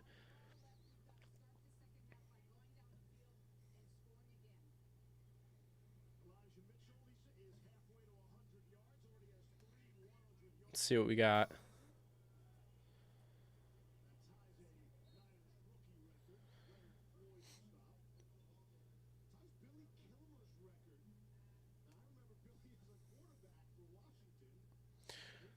What you don't want is, I mean, and the thing that's annoying is, you know, they're running the football because they run it 16 times, you know, every first down. So, but what you don't want them to do is be able to run out this clock on you. You know, be able to stop them, get off the field. Don't let them eat the third quarter. This will be like the quickest football game ever if you allow that. Oh, that is a nice play. Troy Reeder. He gets a lot of flack from fans, but that is a hell of a stop there on third. Well, to make it third down. Watch, he's going to crash the gap here. That was a really and a great tackle, too. Nice job, Reeder. You got to stop this You got to stop this team on third down. They've been the 30th ranked third down offense in the league. There's no excuse. You got to stop them. Get off the field. Here we go. There's the pressure being sent. Nice. That's how it's done. I told you, in the second half, you got to pressure Garoppolo. You got to send pressure. You've got to pressure that guy. Because, look, watch this play. So he's going to try and go to the outside the numbers here, and he can't because the Rams already have guys in his grill. He tries to escape. No. If you leave guys wide open and you don't put pressure on Garoppolo and you allow him to three-step drop back you the whole game, he's going to wreck you because he's a fairly limited quarterback. But if you keep him within structure, like if Kyle Shanahan can just keep him going and manage the game, they'll win this football game. But if the Rams make adjustments like they just did, then it's a different story. And it's exactly what I was hoping for. I knew Raheem was going to come out being aggressive. They ran against it, and the run blitz failed, so they gave up the chunk run, but that didn't lead to really anything. They eventually punted it away, so that was huge. Nice job, Rapp, getting in there. That's a collective effort. You're going to need to keep doing that. Last week when they brought pressure, against Tannehill, I didn't really understand that, but no, they're going to have to keep doing this. Now the offense is back on field, and they barely give up any sort of time, so there's plenty of time. 1. 2, neither team scored on their opening possession. So, they got the ball in the second half. They didn't score. The Rams didn't score on their first possession. And that punt wasn't amazing. I mean, it was a good punt, but, they're not at the 1. They're starting around the 20-yard line. So, they're fine right now. Let's see what they can do. Hopefully they can bring that same energy last quarter last half that they had with their offense, because this offense showed you they're moving the football even without Robert Woods, and he's a huge focal point of the offense. He can do a little bit of everything. So, that was a big stop, and now we'll see what the offense can do. Feeling good about that. I didn't expect them to come right out of the gate with nearly a 3-and-out, but that very good stop by Reeder brings up the blitz. The blitz, works to perfection. And now, all of a sudden, Jimmy Garoppolo in the back of his mind has to worry about this. See, when you're not hitting a quarterback and you're not getting to a quarterback, he's not thinking that. But when you get to Jimmy Garoppolo like that, now it's in his head. You can rattle him. So we'll see, but it was a big stop. All right, so 12:25 left to go in the third quarter.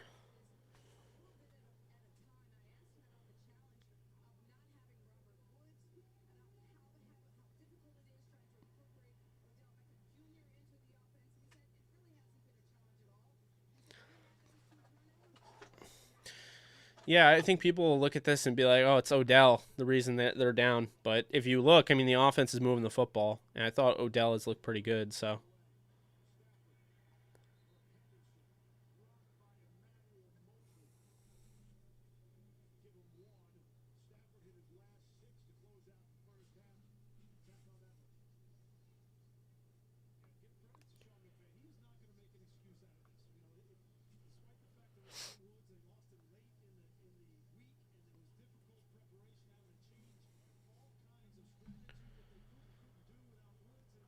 Well, let's see what they got here. I think they could run it with Hendo here. You could just say that's some motion on Scro. All right, they're running it. It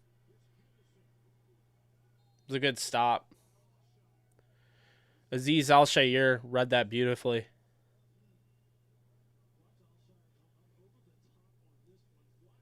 You're probably going to want to throw this ball here, though. Maybe even, I don't know. I don't know if you would do play action.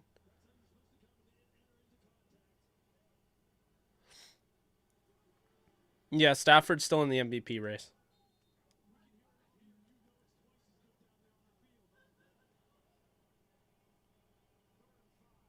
Empty. They're going empty.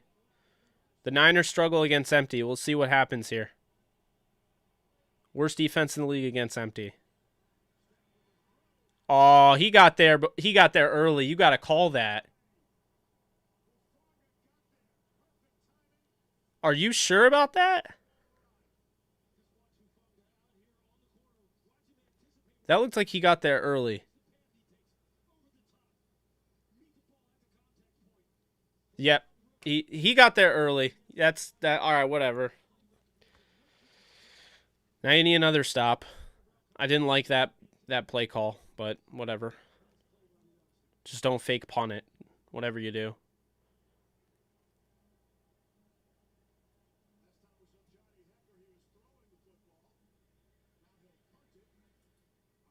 It wasn't a great punt.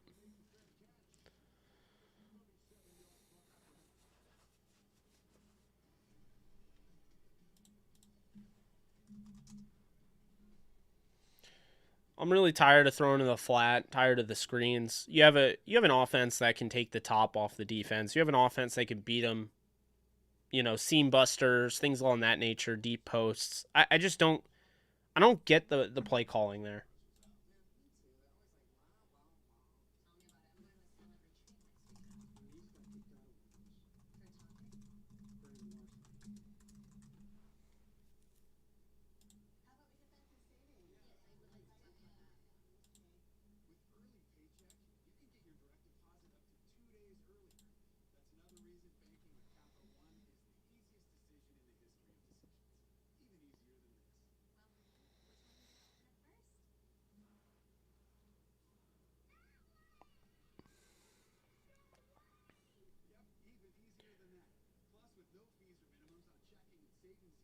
Like I was saying, though, it seems like the only thing that's stopping this offense is the Rams themselves. I just don't understand the. Yeah, Higbee was. I just don't get it. They brought in Odell.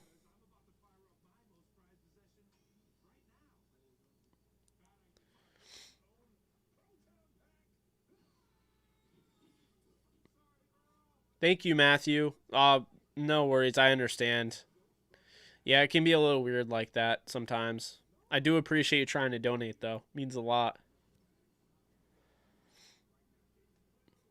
No, I think McVay is a great head coach, but, I think offensive play designer, maybe the best in the league, right? I think he designs the best plays in the league. But when he calls them, I don't think he always calls them at the best times. And for that reason, big point of being a play caller is knowing when to call the certain plays that you're calling. And, play designer isn't really part of it. If there are a lot of teams that have play designers that aren't play callers. So, it's what it is. Yeah, I'm pretty over the.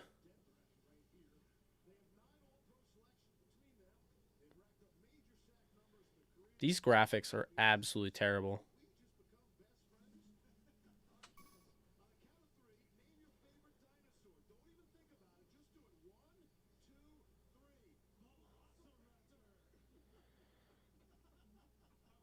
Darth Carr, thank you so much for becoming a member. I really do appreciate that. Welcome to the fam. Now that I agree with TJ on. McVay does need to hand over the play calling duties. Because he can still be his diabolical, evil, mad scientist self, you know, being in his dungeon and making all sorts of plays. He's a great play designer, but the play calling at times just seems to be just, I don't understand it.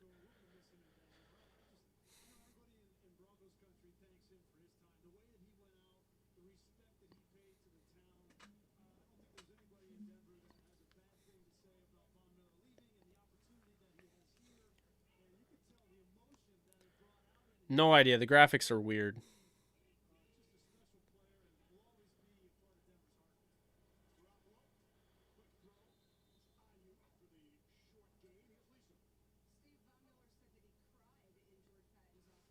So that's like a second.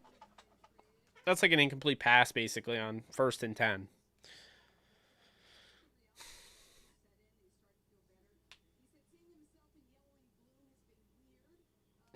Appreciate that.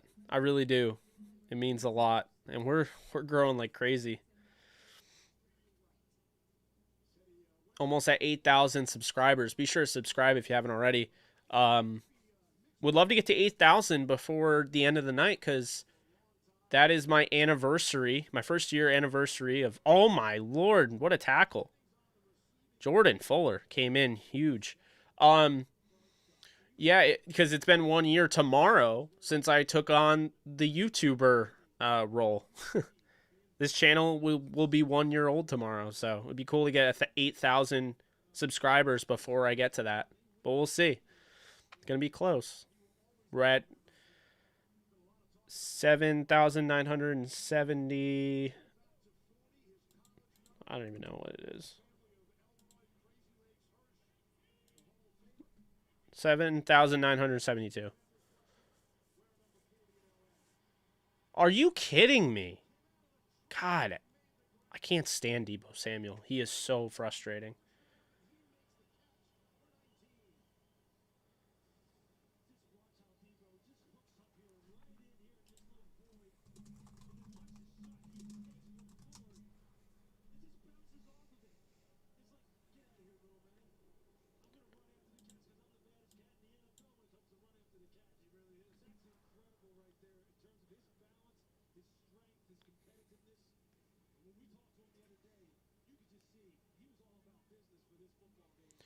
This has to be like the most frustrating 3rd down defense I've ever seen.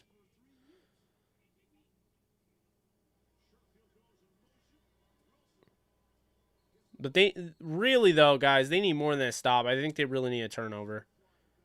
Thank you, Darth. Thank you, Silas. Appreciate the love.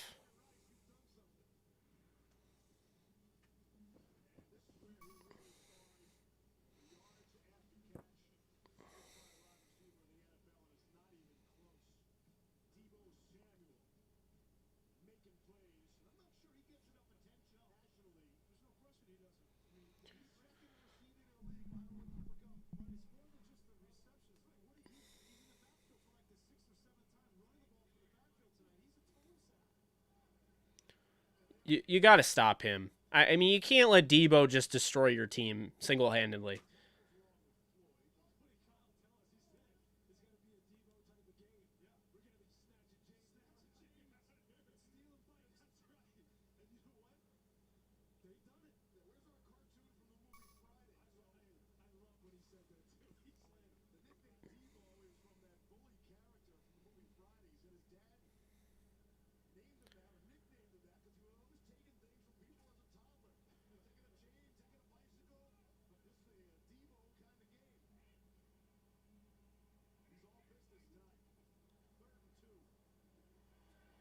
You can't allow that.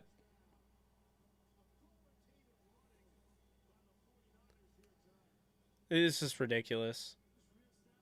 You can't allow that. You know, 3rd and or whatever it was there.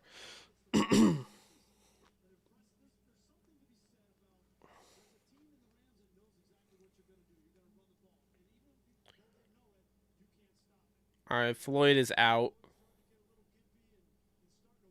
Hopefully he's okay. He's kind of gingerly.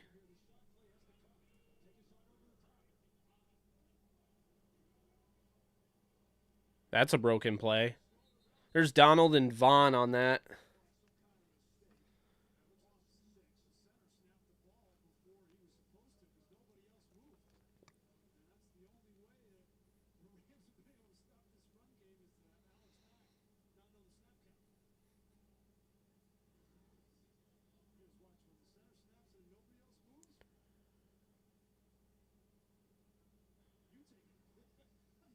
Second and 6. They need a turnover.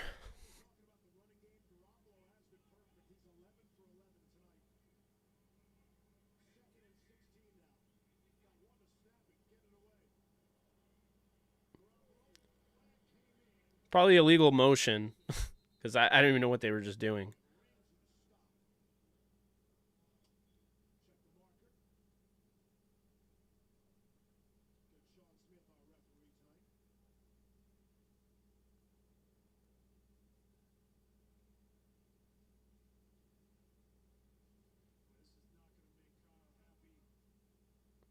So it'll be on the Niners, but I have no idea what he's calling. Illegal motion?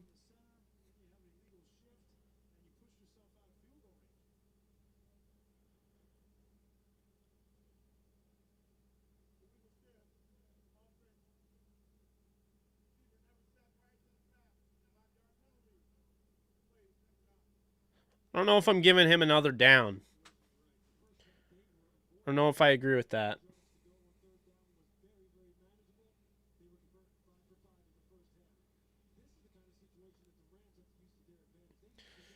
Second and 21, huh? I don't know. Would you have taken 3rd and 16? I might have. Now you're giving him another possession. Another down. And what do you know? It's 3rd and 16 or whatever. I don't get that. It eats the clock. I just don't think it's that big of a deal. Now, 3rd and 14 or whatever. I just don't think it's a big deal, and I don't think they should have declined. They should have declined the penalty. I don't think they should have accepted that. They decline it, it's 3rd down. It just doesn't make any sense. 3rd down, they didn't take up anywhere near the amount of time that they're taking up right now. It just doesn't make any sense to do that. All right, now they have him empty. You got to go after him, pressure him, force a turnover here. There comes Vaughn. All right, that's good. I'm cool with that. Nice pressure. Von Miller spin move. That's what they paid him to do.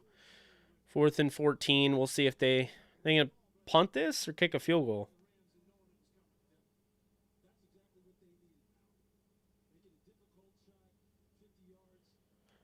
If he misses this, this is a pretty big opportunity for the Rams, field position-wise. Doesn't take a ton of time off the clock. We'll see if he makes this 50-yarder. And he's got it, of course. Go figure. 24-7.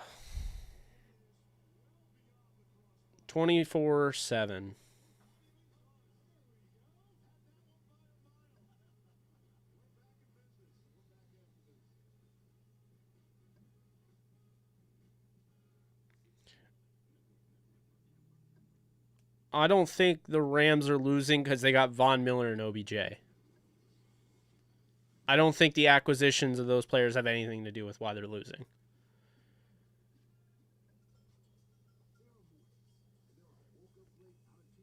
I think they're losing because their defense has just not given... They have not been able to stop them on 3rd down. I mean, they did for, I think, the 2nd time all game. So for the most part, they haven't been able to stop them on 3rd down. And then furthermore, the horrible play calling on offense. I mean, you're moving the football. I don't know why you're trying to get cute with the screen passes, especially, the decision to not kick a field goal. Have any sort of momentum going in the second half. Get 10 points on the board instead of 7. To run a fake, it's like if you're going to run a fake, fine, but you know, that tells me you're going to go for it. If you're going to go for it, leave your offense on the field. Leave a top 5 offense in football on the field instead of your, 30th ranked special teams unit to figure out, like, it just doesn't make any sense. It's just a stupid. There have been some really dumb decisions, and they're gonna lose this game if they don't get a touchdown this drive. That's what it comes down to. Defense did their job. They held them to a field goal, fine, but this is not good enough.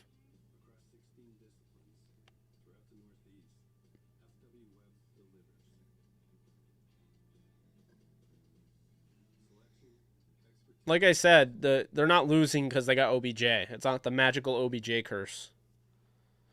They're not losing because they made a move and got a receiver that's talented. They're not losing because they added more talent to their team. That's not why they're losing. That'll be that'll be the media narrative tomorrow if the Rams lose. Mainstream narrative, but no, that's not why they're losing. Darksaver, thank you so much for becoming a member. All right, we're back.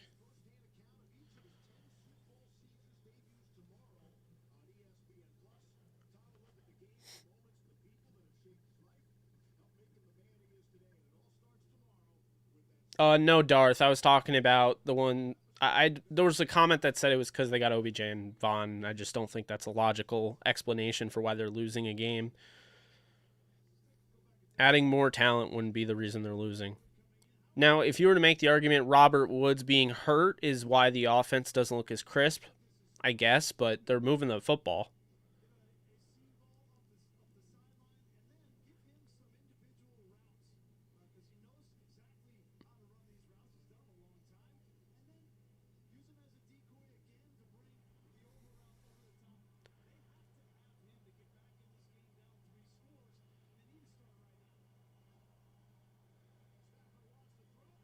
Oh, my Lord. There's no excuse. Stafford has to hit Skoranek there. If that gets picked off, the game is effectively over. They're going to get the ball up 24-7. And, well within field goal range at that point.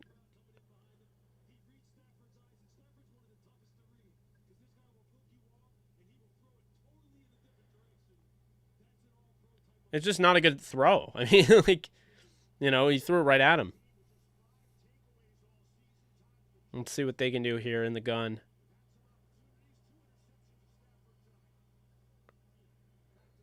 You got to run it somewhat, otherwise you become a super predictable offense.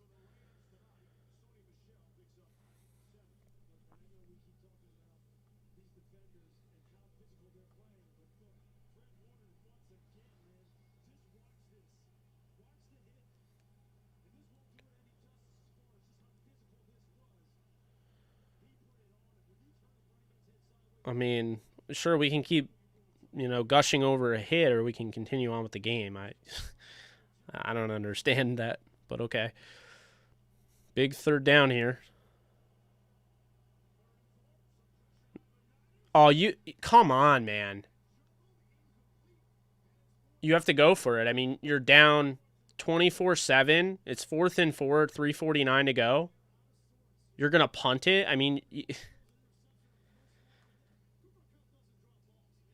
No, it wasn't a good throw, but Cooper Kupp should catch that. No, you got to catch that. There's no excuse. I don't care if you broke the record in receiving this year. You have to catch those plays. That's ridiculous. And what is Sean McVay's thought process here? We're going to punt it away with 3:50 to go and have our defense that has given up nearly a point, at least one score every single drive. We're going to have them try to stop them again. I just don't understand.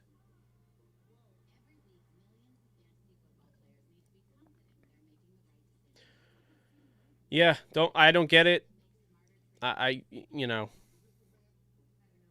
guess credit to Kyle Shanahan. He clearly has Sean McVay's number.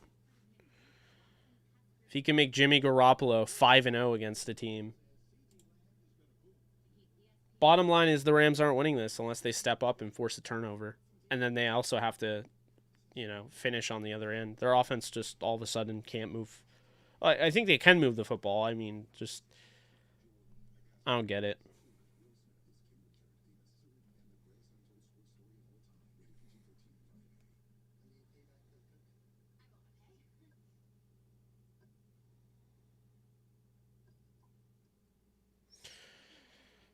Oh, boy.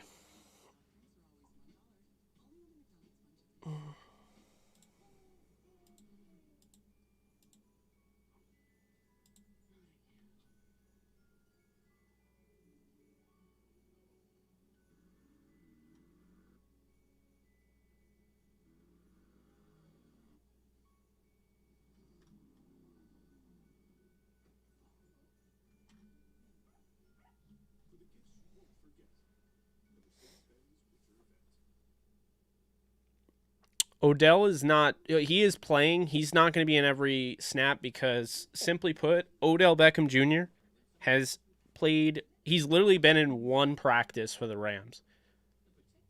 It was a limited practice, and he's trying to learn the offense. So it's like you can't really have him, you know, you can't have him going off, having him run all different routes and such. I mean, he's fairly limited in this game because he just doesn't have a grasp of the offense since he's only been with the team since Friday. He signed his contract on Friday. He's playing in this game on Monday night, and he's actually caught passes. That's saying a lot. He's gotten himself prepared enough for game shape, but he's not going to be effective that way unless there's a splash play that they can use him with. It's not just on Stafford. No, it's definitely not just on Stafford. Darksaber. No, I mean, you know, McVay's play calling has been poor in the second half. I thought it was fine in the first. His decision to go for it instead of kick the field goal might have cost him the game, but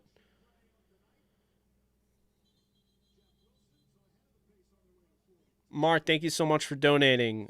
Seat is going to start warming up with performances like this for Sean. This is embarrassing. I think Matt is in his head. Not sure how we are supposed to go to Green Bay and win now.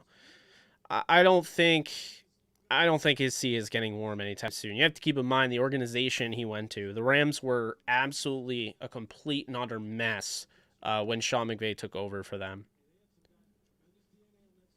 Jeff Fisher had them competitively losing, but they were not winning games.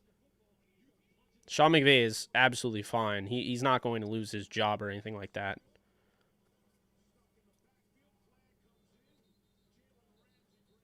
Does Deebo Samuel ever not complain on the field? Or is that just me?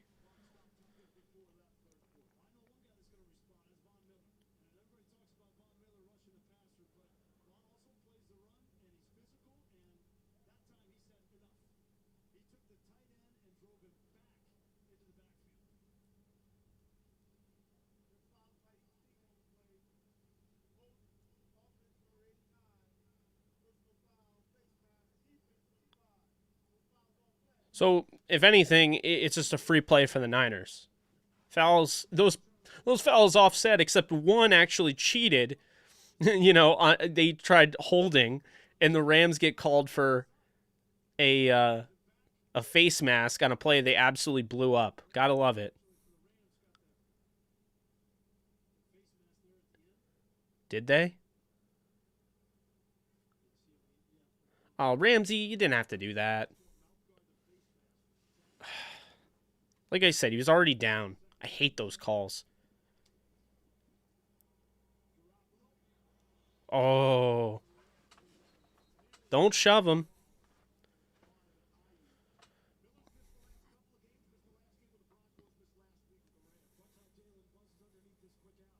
He almost had that.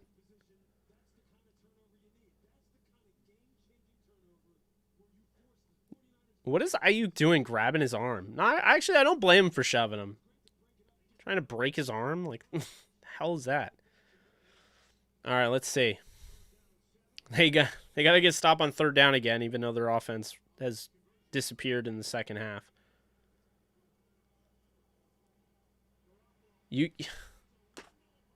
You can't allow that. I mean, why is David Long covering the guy that's destroying you every play? You know, I just don't get that.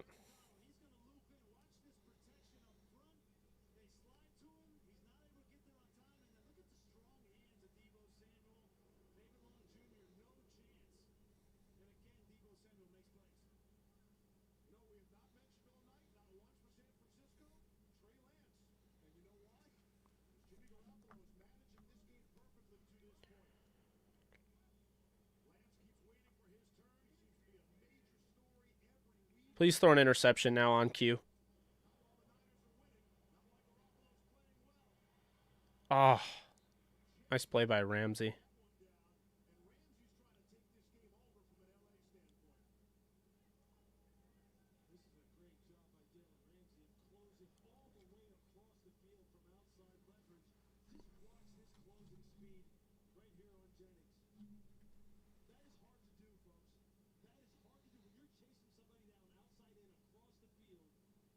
It wasn't a very good throw by Garoppolo.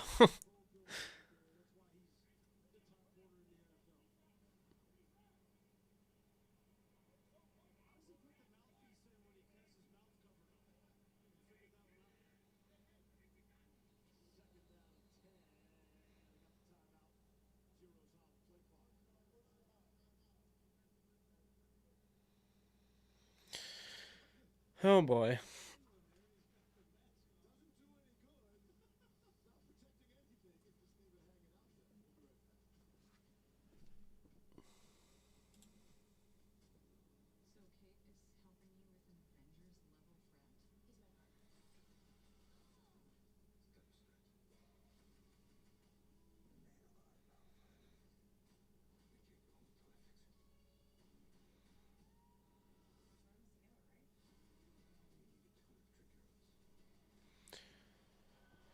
Oh boy. I'm so tired of the commercials, man. I just want to watch the game.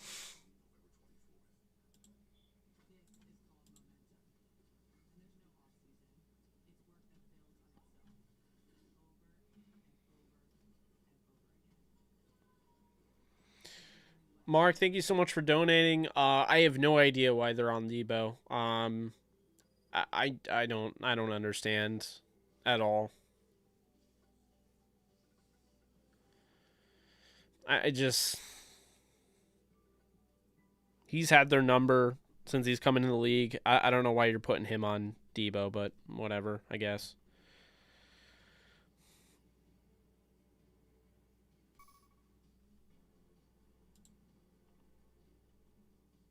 Matthew Stafford has 140 passing yards.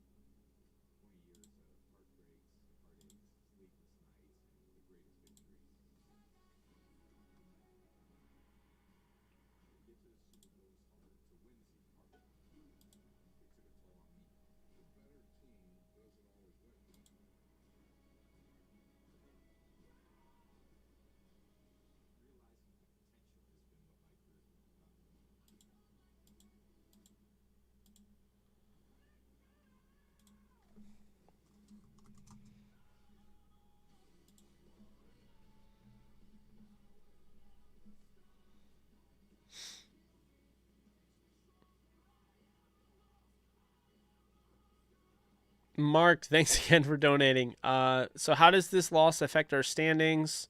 Assuming we bet at Green Bay and Arizona can even win the number 1 seed anymore. I mean, if they lose, because it's not over yet. If they lose, they obviously have to win those games against Arizona and Green Bay to have a chance at the number 1 seed, and they need them to lose another game. That's what it comes down to. So.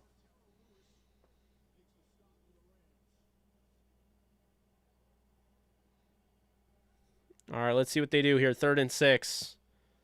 I mean, all the stops are must stops in this game when it's like this.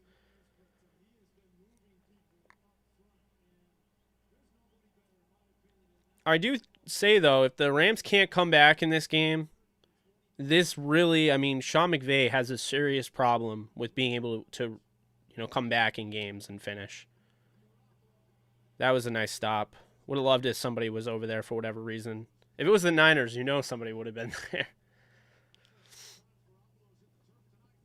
All right, 4th and 6. Stafford's got to step up here. Big game. He's struggled, but...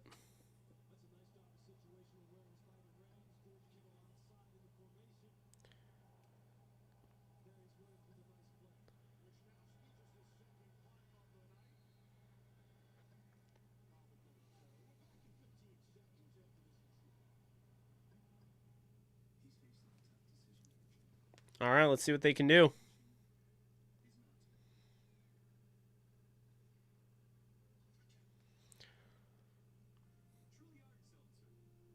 Still plenty of time.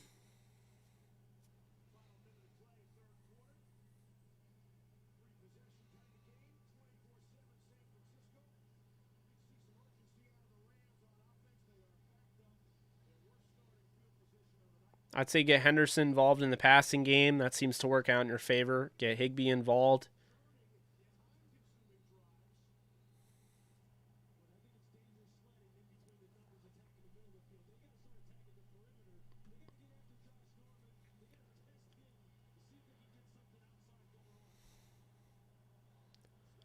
I don't mind that. Get far away from your own end zone as you can. But you got to have some tempo. You got to hurry it up. All right.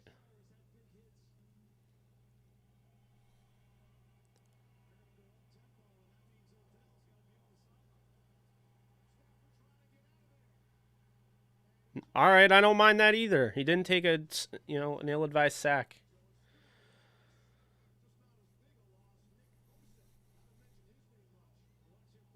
But, I mean, the offensive line really hasn't been that bad today. That's just not a good play, but...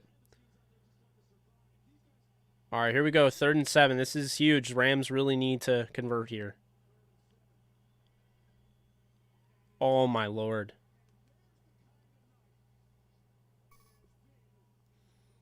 Higbee has got to catch that.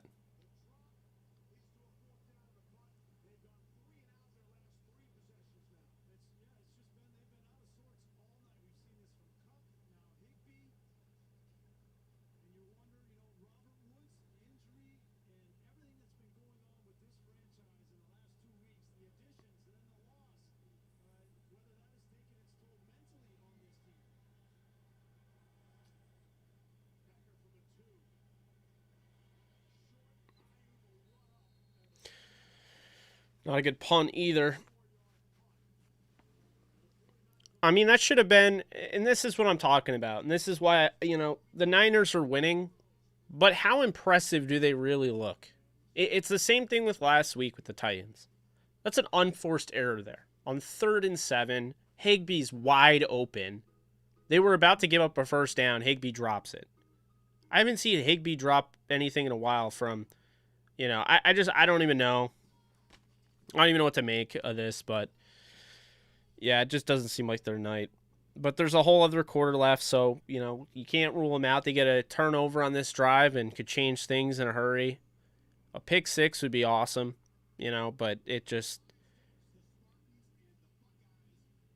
Yeah, I just...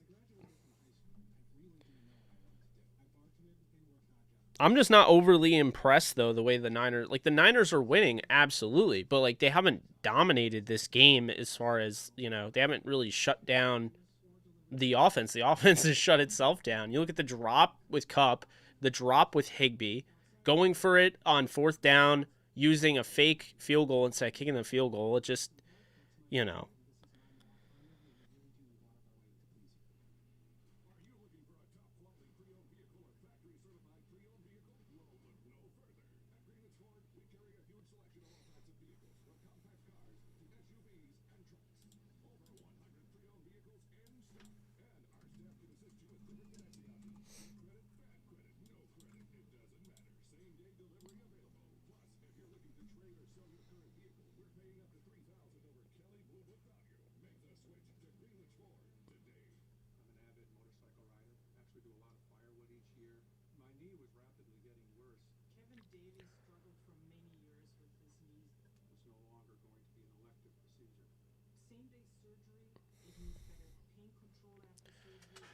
Well, it's just weird. I mean, they came out fine in the first half, and then the second half, it just seems like they're beating each other. You know, they're beating themselves. You know, with the drops. I mean, now you have the guy that leads the league in every receiving category dropping passes. I mean, come on now.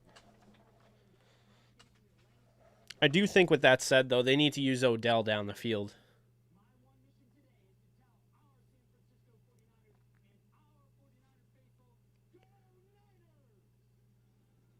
Ugh.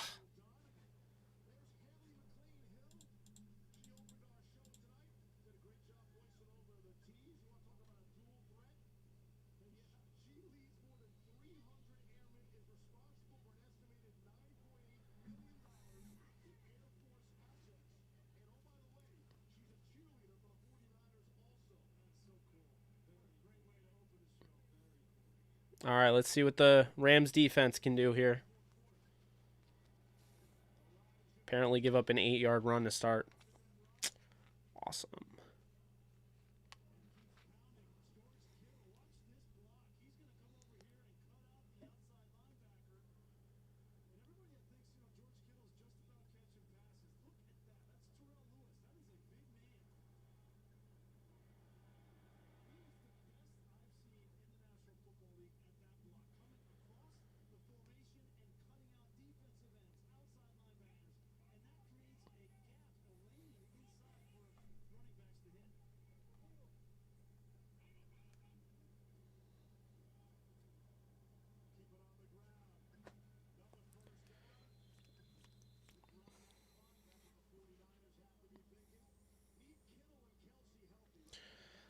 No, I can tell you right now, the Rams deserve to win more. The Rams deserve to win the Titans game more than they do deserve to win this game. I mean, the refs have nothing to do with this game. I'm not about to blame it on the officiating. They're down 24-7. No, I'm not about to do that.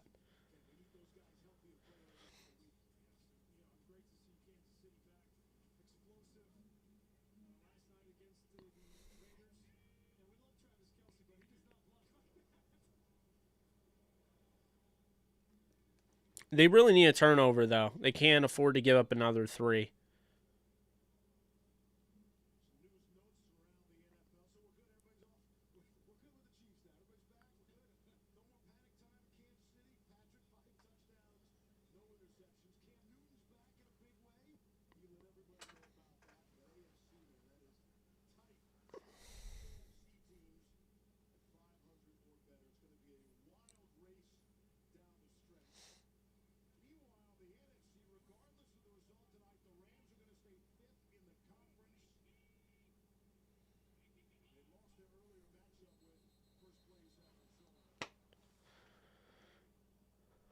False start, probably. I would rather just have them not. Okay, whatever.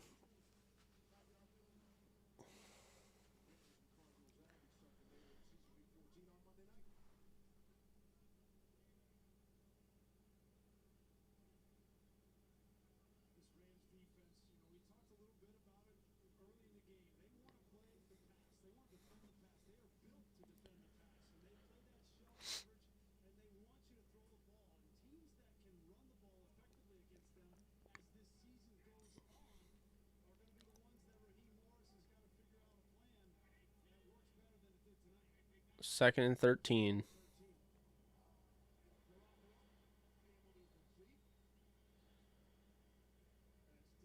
Wish someone would like jump one of those routes for once.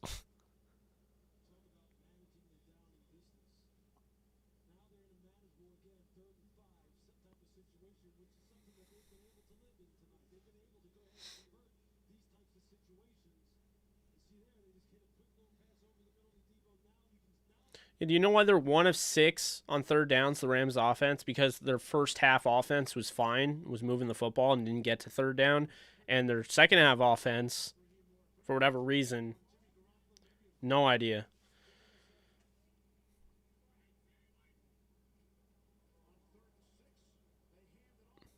Good stop. That's going to be Potentially a long field goal. I mean, I think he could hit that.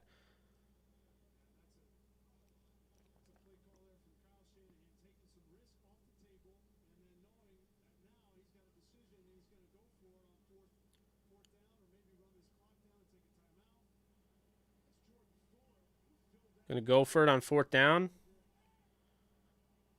All right, well, this is a huge opportunity for the Rams. They'd get some good field position if they could stop. No, they're not going to go for it. This is going to be a timeout. It's annoying.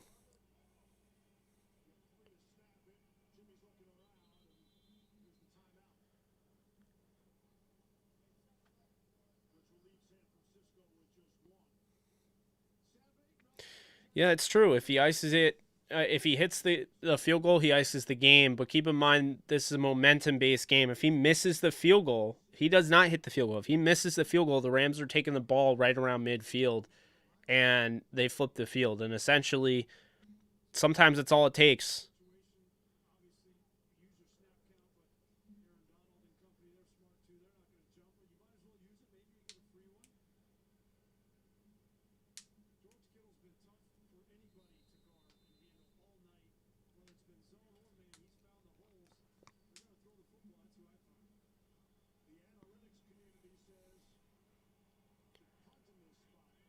Oh, wow, they are going to go for it. Okay. Make the stop. Are you kidding me? That's the end of the game. And to me, that's just pathetic to allow that dude who's been dominating you the whole game to do that.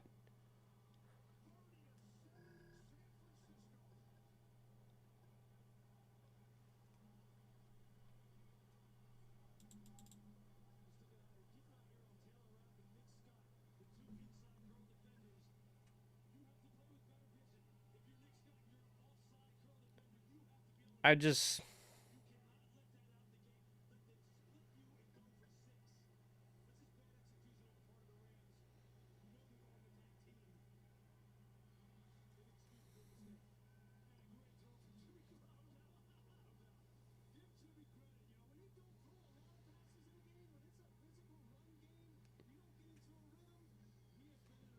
Congrats on getting the score right, TJ.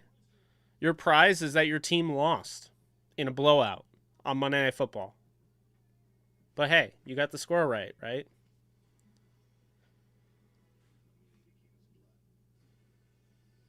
Yeah, to me, that's unacceptable.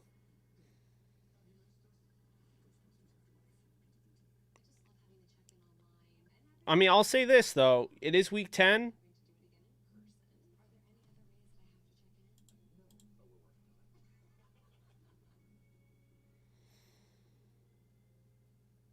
You know, it's week 10, and they're going to have a bye next week, and it's a whole, there's a lot of other games to play. It's frustrating, especially the fact that they're getting absolutely, now that it's just a blowout. But,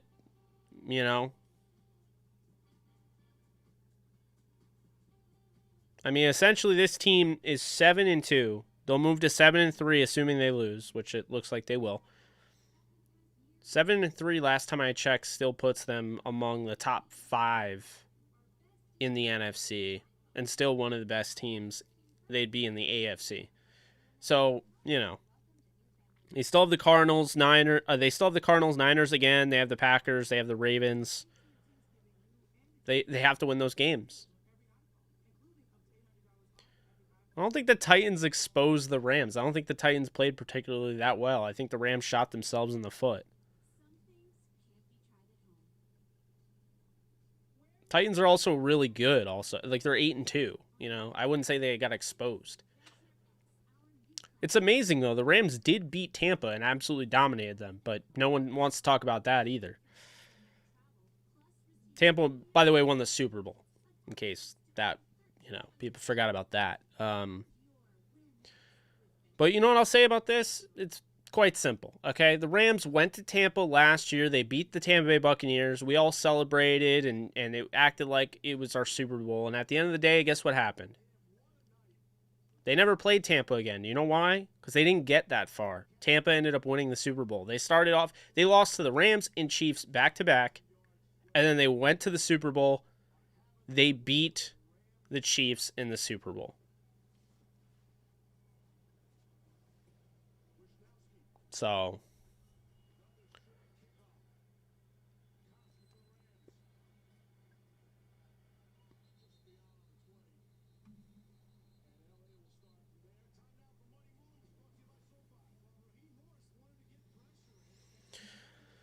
I guess just finish the game as strong as you can. I mean, you know, at this point, you kind of have to feel like this game's over if they're just going to score 7 points. This explosive offense, again, just keeps shooting itself in the foot.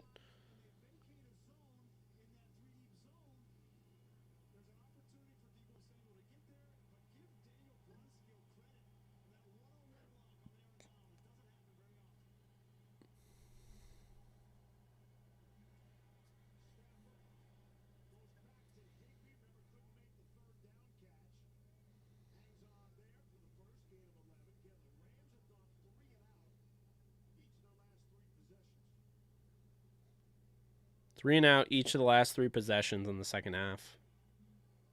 Bad play calling. They just, I don't even know. I don't even know what that was.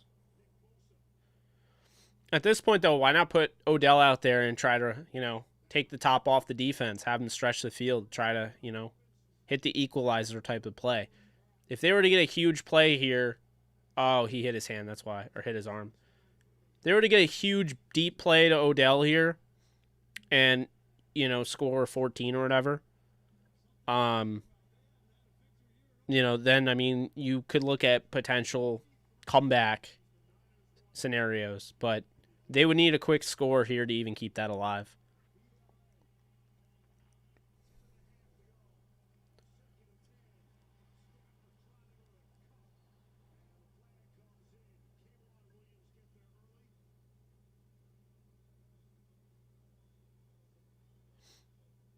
I will say, though, regardless of this outcome, at least the officiating didn't have as much of an impact on the game as they did in the Tennessee game. I mean, to be honest with you, I don't think the officiating was that bad, and I've given Sean Smith some crap in the past, but, you know, I don't think the officials were bad today. There's still time, but I thought against Tennessee, they weren't the reason the Rams lost, but they were one of the reasons, and as an official, you don't want to be one of the reasons the team loses. Well, maybe you do. I don't know. All right, let's see what happens here.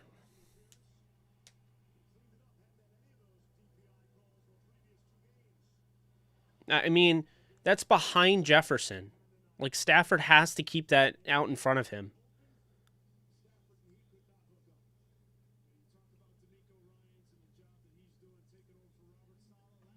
I'm just going to ignore that because trading Donald is just, I have no words for that right now. You're not getting 2 first-round picks for Aaron Donald. He's in his 30s now. You can't trade him away like he's 25 years old. He's one of those players that's priceless. You literally can't find a good enough trade for the best player in the league.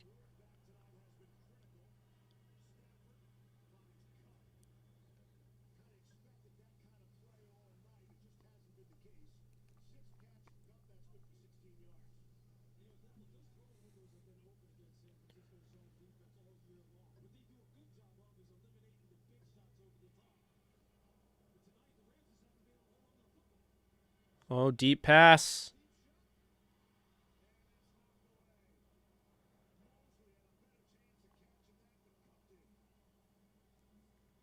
The game absolutely would have been over if he caught that.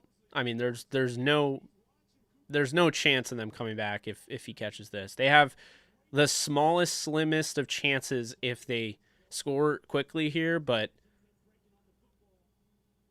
that's funny. He knocked it out of his hands. Stafford just hasn't looked good the last 2 weeks. I think they'll be fine coming out of the bye, but you know, you definitely can be frustrated with this team.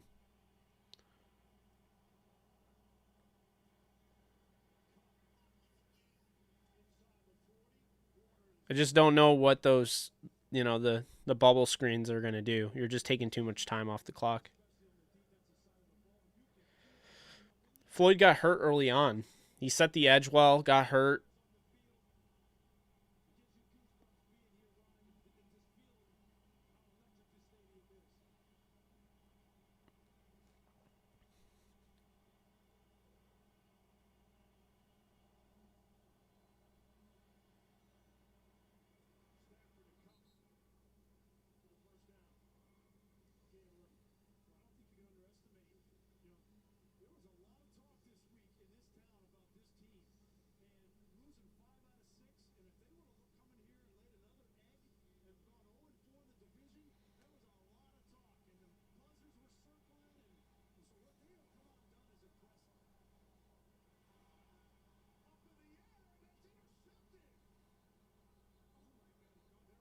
That's coming back. He was all over him.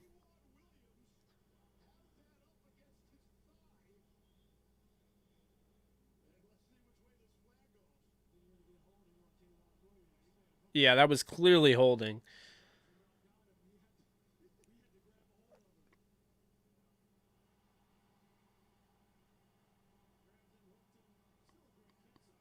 That was impressive, but I mean, I've seen impressive stuff the Rams have done and it's gotten called back.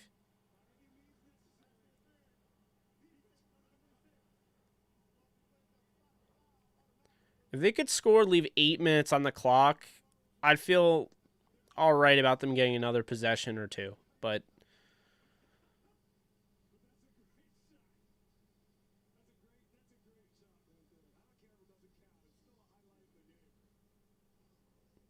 TJ, they don't have a lack of talent at key positions. That's ridiculous. Stafford is leading the league in quarterback DVOA, first off. Aaron Donald is the best player in football. Jalen Ramsey's the best corner in football. They have maybe the best receiver core in the league. Darrell Henderson is a top 12 running back.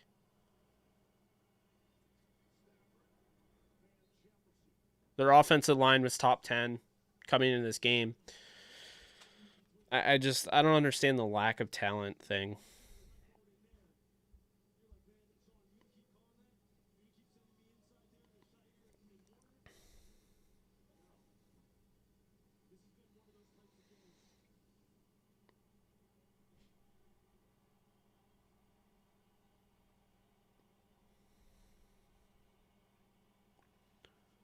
Second and 5.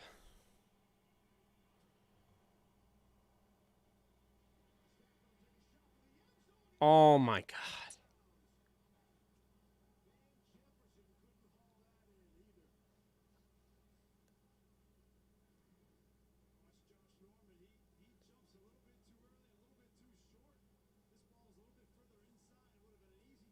Oh, that needs to be caught, man. That's a perfect throw.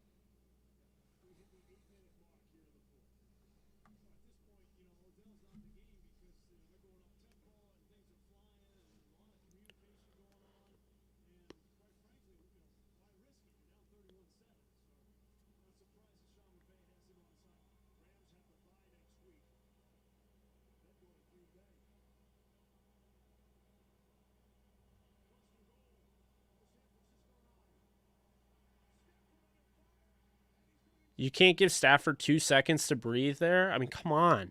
That's ridiculous. They're just trying to end the game on a positive note for the most part. I mean, probably not coming back and winning, so. Van Jefferson isn't garbage.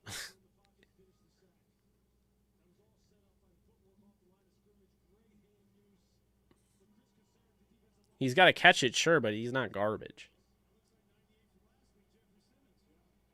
Yeah, so much for that, right?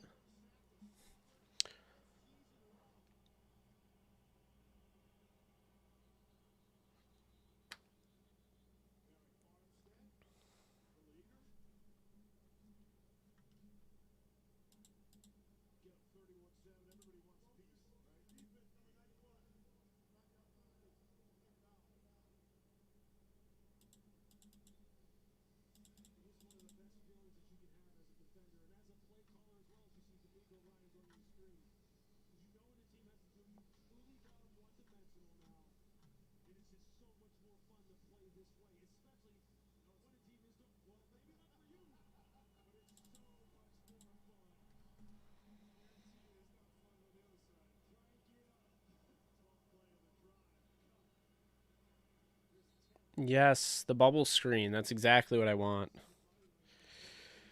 Oh my lord. Don't give up on the team. It's a 7-2. You know, it's a 7-2 team, potentially going 7-3. I mean, you know.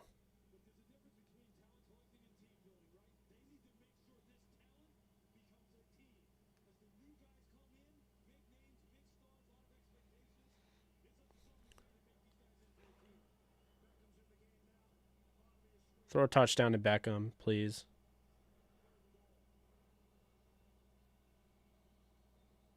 What? Oh my lord.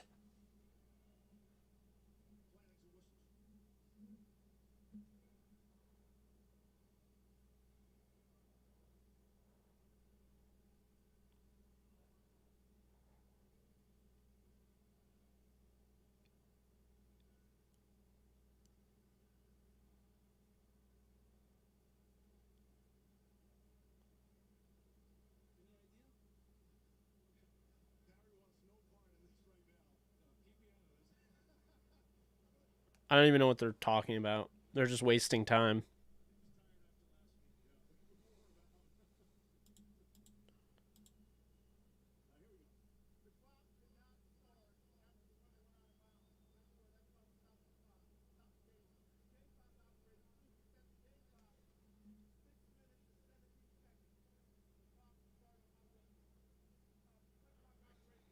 How is it 6 minutes and 17 seconds? Whatever. I don't even care.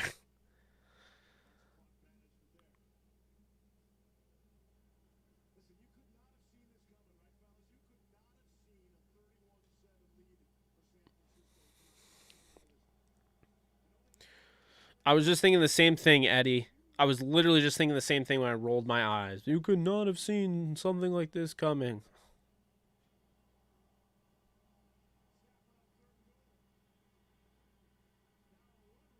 Oh my god, you're past the line of scrimmage.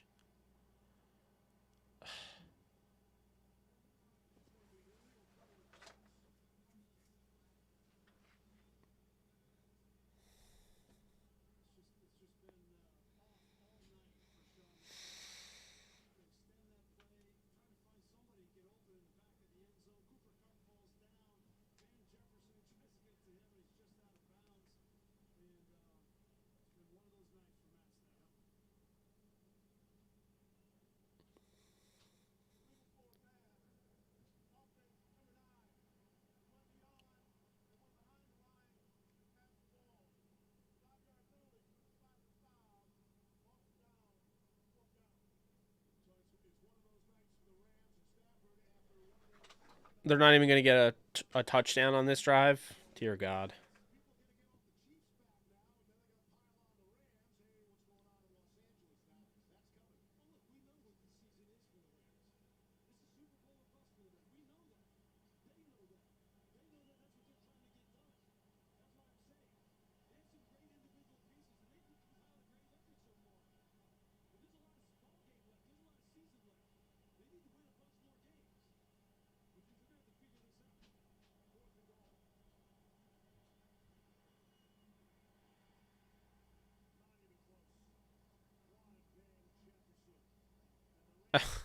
I just don't understand like what they're doing. I don't understand where Stafford was going with that, throwing it away on 4th down. I mean, just yeah, just brutal.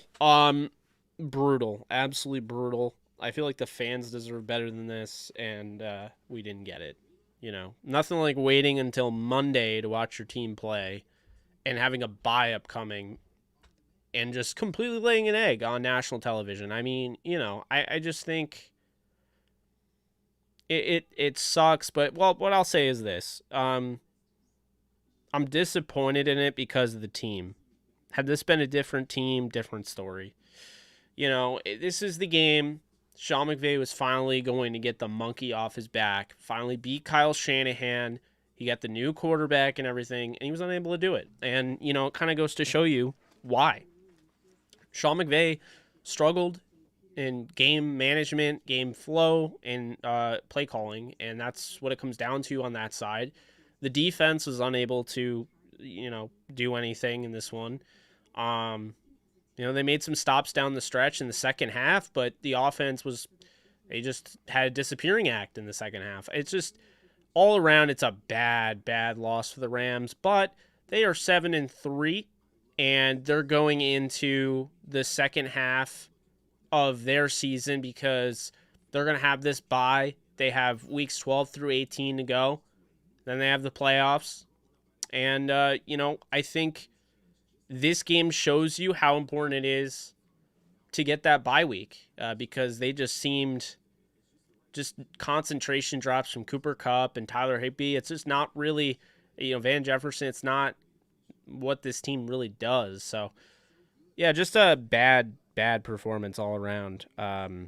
Disappointing to say the least, but you know, I definitely think the fans deserve better.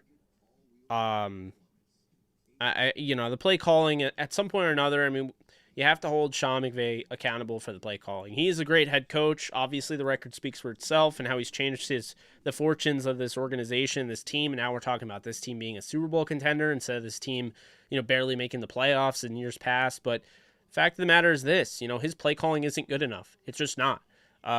You know, there's going to be a lot of tougher opponents than the 49ers, you know, come playoff time. You know, you're going to have to go up against Arizona again, potentially, Dallas, Green Bay. There's plenty other teams. I think this is one of those old school, the Rams, for whatever reason, Sean McVay, for whatever reason, is just owned by Kyle Shanahan. He just struggles, overthinks it. And 2, it's a classic right before the bye. You're just dead. And I feel like that's really, if anything, that's really what it is. Not really no strings attached. I mean, that's how I feel about it. I like the defense is still playing hard, but no, you know, they're going to need the bye and we'll see how they come out of it. But I'm not pumping the brakes. I'm not saying that they're done. I still think this team will win the Super Bowl. I've said it over and over again. This doesn't change anything. It just changes that my prediction of 15-2 is wrong. That's all it does. But I had the Rams losing one of these games. I had the Rams losing to the Niners. So, you know, not this week. I had them losing the game later on in the year. But now they have to win that game. They have to win other games. Makes it tougher to get the number 1 seed. But, I mean, we saw it last year. Tampa, they did pretty well getting the 5th seed and going to the Super Bowl and winning. So, you know, it's just, it's tough, but you know, I wouldn't say anybody defending it. I wouldn't say, first off, anyone defending it isn't a homer. But secondly, I don't think anyone's defending this. I don't think anyone's saying this isn't that bad. No, this is a bad loss. I'm not saying it's not. But, you know, at the end of the day, you know, what it comes down to is this. I mean, you're going to have to win other games. There's plenty other games left to play. You know, Rams are 7-3, Cardinals are 8-2. So if they want to win the division and have a chance at the number 1 seed, they now need the Packers. They need to beat the Packers. And, you know, they need the Cardinals. They need to beat the Cardinals and have them potentially lose another game. That's what that means. So looks like they are going to get the ball back. We'll see what happens here with just about 5 minutes, a little bit over 5 minutes to go. But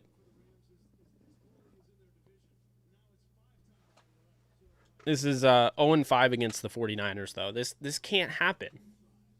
And Sean McVay has to learn how to come back. I mean, this is a pathetic showing on prime time. I mean, you know, but like Nolan is saying, and like I've been saying, there is plenty of season left. It's just, there's no doubt in my mind that, you know, at the end of the day, this team can't get beat like this on prime time. It happens to other teams, but, you know. But TJ, how do you know that? Because everyone tells me that Brady's the GOAT, and they had no issue beating Brady. You know, they had no issue stifling Tampa. So I don't buy into that nonsense that they can't beat the Packers. I've been watching the Packers all year. What I'll tell you about the Packers is that I think they're a good football team, and I think they have a chance to win a Super Bowl. They're one of the top teams in the NFC. but they're winning in different ways. They're not having a ton of success throwing through the air. They've been running the football. They're also likely not going to have Aaron Jones against the Rams. It looks like he might be out. So it'll be A.J. Dillon. The Rams really, for the most part, they stopped the run. I understand how that sounds, but you held Elijah Mitchell on 21 carries for 71 yards. That's a 3.4 yards per carry average. When you go back and you watch it, you go back and you look through the stats and everything, Deebo Samuel was the difference maker. Simply put, Deebo Samuel was the difference maker in this game. And just like he was the last time. I mean, holding Elijah Mitchell to 3.4 is ridiculous. No, definitely shouldn't have kept Jared Goff. Matthew Stafford is astronomically better than Jared Goff. I'm not even going to get into that. But yeah, I mean, I don't think it's crazy to think the Rams will come back, off the bye and beat Green Bay at Lambeau. But if they lose, then they lost 3 straight. And yeah, that's time to panic. That would be time to panic. They have to win. I mean, it's a must win. Because, it doesn't get any easier. You have to play Baltimore. You have to play Arizona. You have to play the Niners again. Niners could be 1-15, but the way they always play the Rams, it is funny. The Niners take pride in being the Rams, and, hats off to them for winning. But, if the Niners actually played with that much physicality and that much passion, they'd probably actually be a winning team this season and not 3-5 or 4-5 or whatever. Think about it. Play the Rams tougher than they play any other team. If they did that every week, they'd be a good team.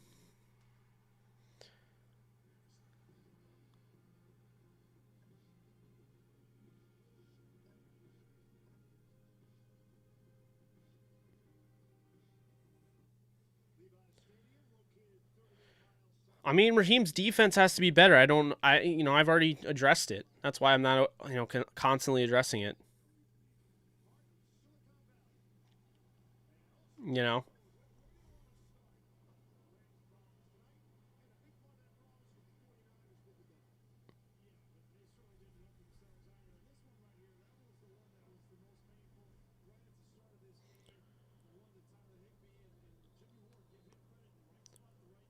5 drop passes, 3 on 3rd down. All right, finish this game the right way. Maybe you score a touchdown. Maybe you go for an onside kick. I don't know. Just finish it the right way.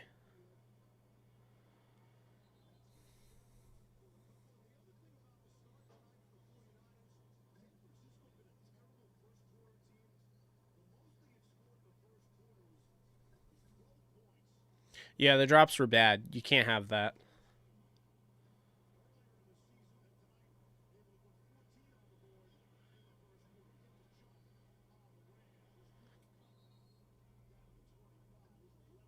More yards for Cooper Kupp.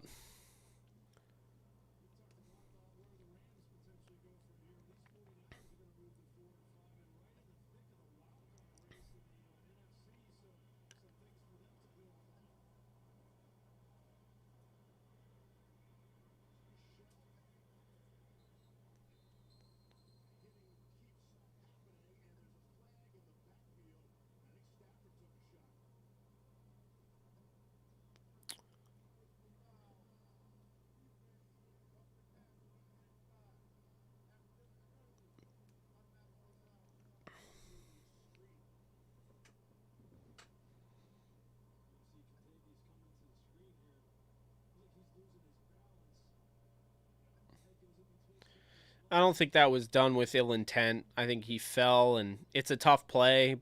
It's a penalty, but, I don't think he was trying to injure Stafford.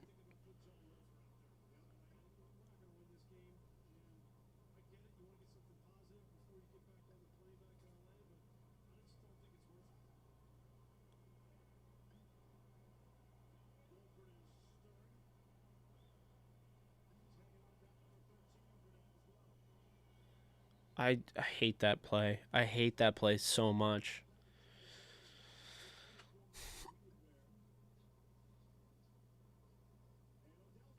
Thank you, yes, for donating. Why wasn't Ramsey on Debo? The whole game plan on both sides of the ball was just flat out embarrassing. I mean, honestly, I've been really fine with Ramsey, Ramsey being that guy, the star position, but I'm not gonna lie, I'm gonna agree with you here. The way Debo Samuel has it out for your team, I would absolutely put Ramsey on him. I would stifle him. I mean, he took over. I mean, that's really what happened. I don't know what was going on there, but Darth, you can super chat by hitting the money icon below. It's below the chat bar. And that's how you do a super chat. Do appreciate it, by the way.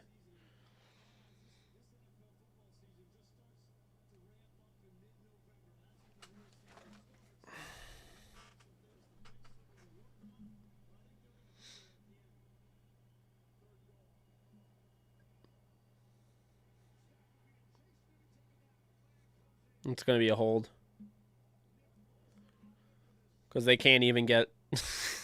they can't even get points at the end of a game in garbage time. Unreal. It's just not their night.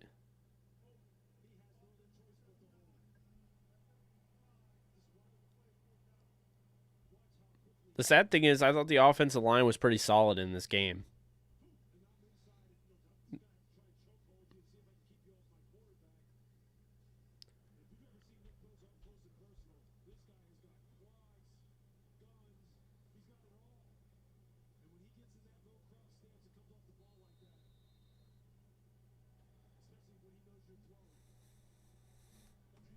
Now he kicks the field goal.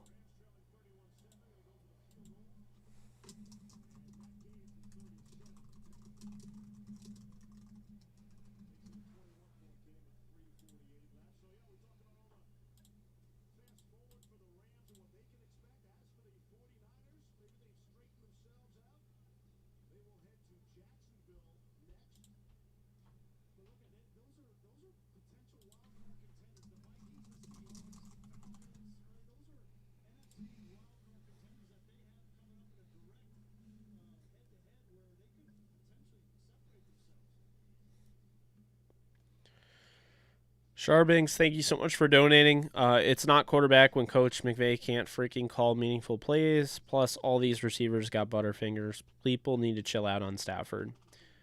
I mean, Stafford threw one interception. He could have played better for sure, but I agree. I mean, this is a team loss. This isn't all on Stafford. Stafford, you could argue, was a big part of why they lost the Titans game. Wasn't all of it, though, because you could say the officiating was bad and Sean McVay's play calling wasn't the best, abandoning the run. But, this game, I wouldn't put it all on Stafford, no. He threw one interception that was actually on him. That's what I'm saying about that.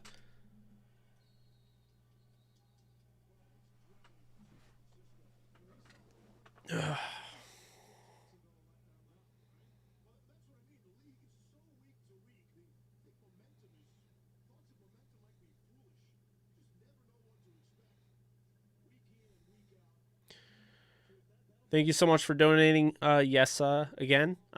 These games remind me of when we were at the bottom of the division. We would beat the Niners or the Seahawks. Now he kicks the field goal. Unreal. Yeah, I know. Now he kicks the field goal. Yep. I thought Trent Sherfield for a second was wearing 0. His jersey's folding. His jersey is folded. It's 81. It looked like it was 0-1. I'm like, wow, I don't think I've ever seen a number that had 0 in front of it. Sure, let's just have him run for 9 yards to make his yards per carry average look somewhat good.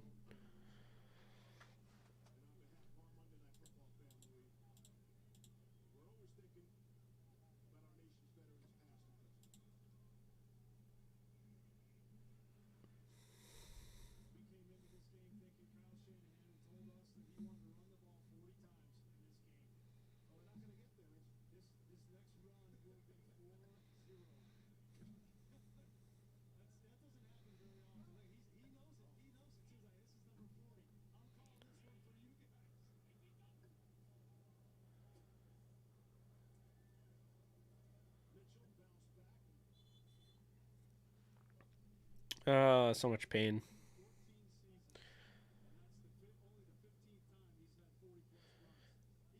Yep. Yep, this is definitely pain.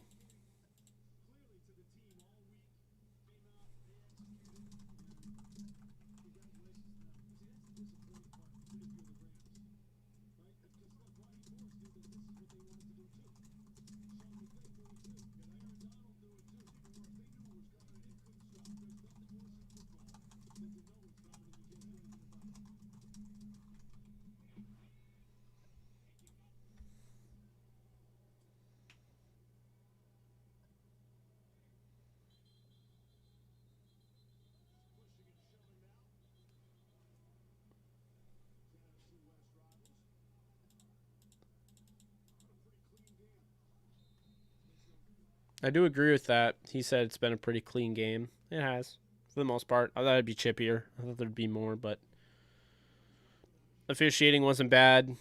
Rams just didn't play well. And by the way, just like to point out, Rams are 1-2 in those modern throwbacks. I wouldn't mind if we never saw those again.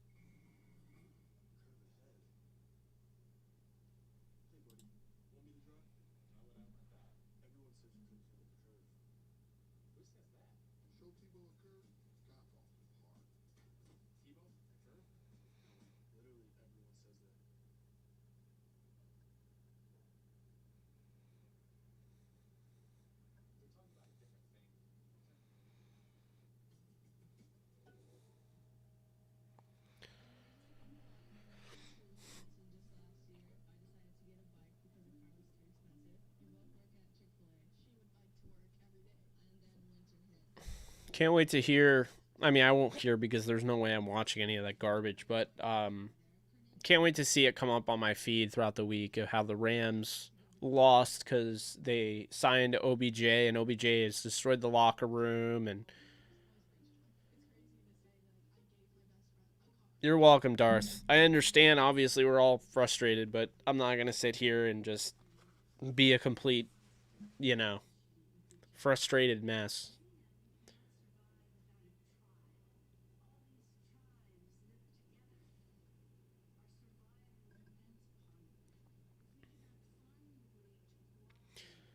Now, is this? I'm curious to ask you guys this, and let me know in the comment section. Is this more disappointing because it's the Niners, or is it more disappointing because it's 2 in a row?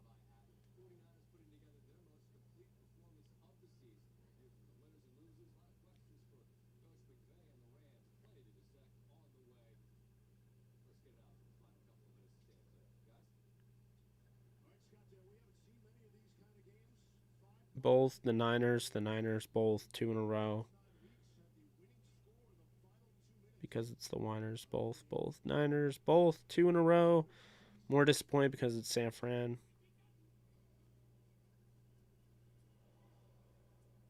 Nice play, Marquise Copeland. They might even get the ball back.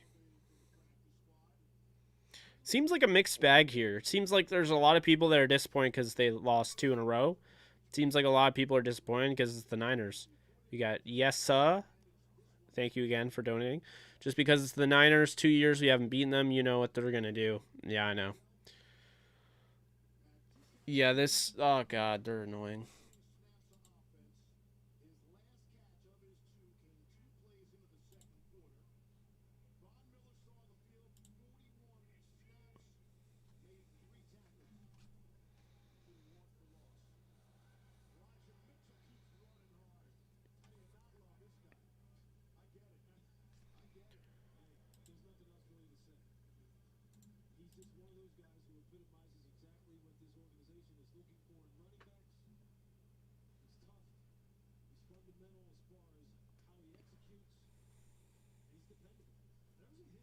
Elijah Mitchell is averaging 3.1 yards per carry, but yes, completely gush over him. That's totally cool.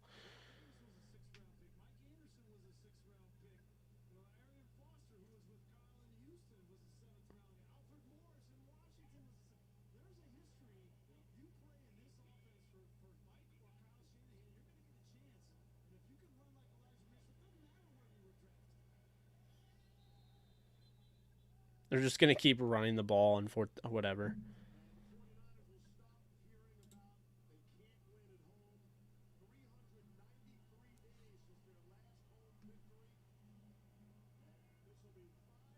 The Rams are going to kneel it.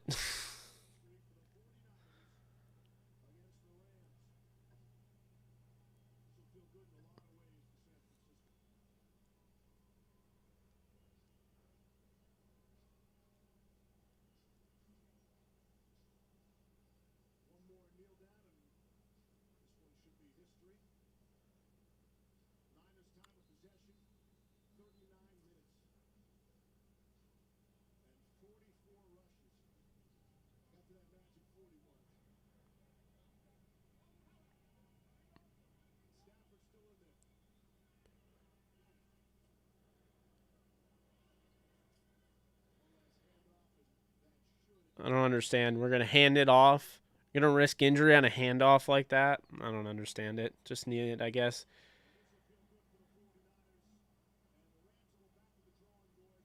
Oh, he's irritating.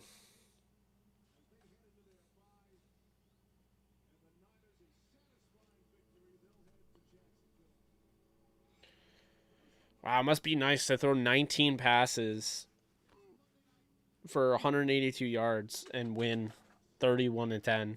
Jimmy Garoppolo has the best gig in the world because, like, essentially he doesn't have to really do much. Kyle Shanahan is just, oh my God, it's crazy. McVay doesn't need to go. That's ridiculous.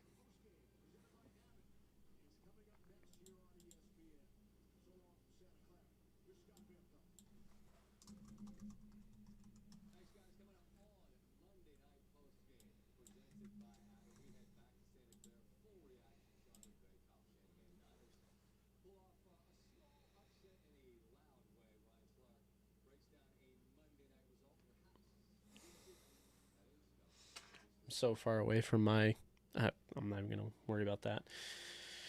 Yeah, so the Rams lose in the most annoying way possible. We've been live for over 3 hours. That was a fairly quick game. I'm pretty tired. I don't know if I'm even gonna do a post game, to be honest with you.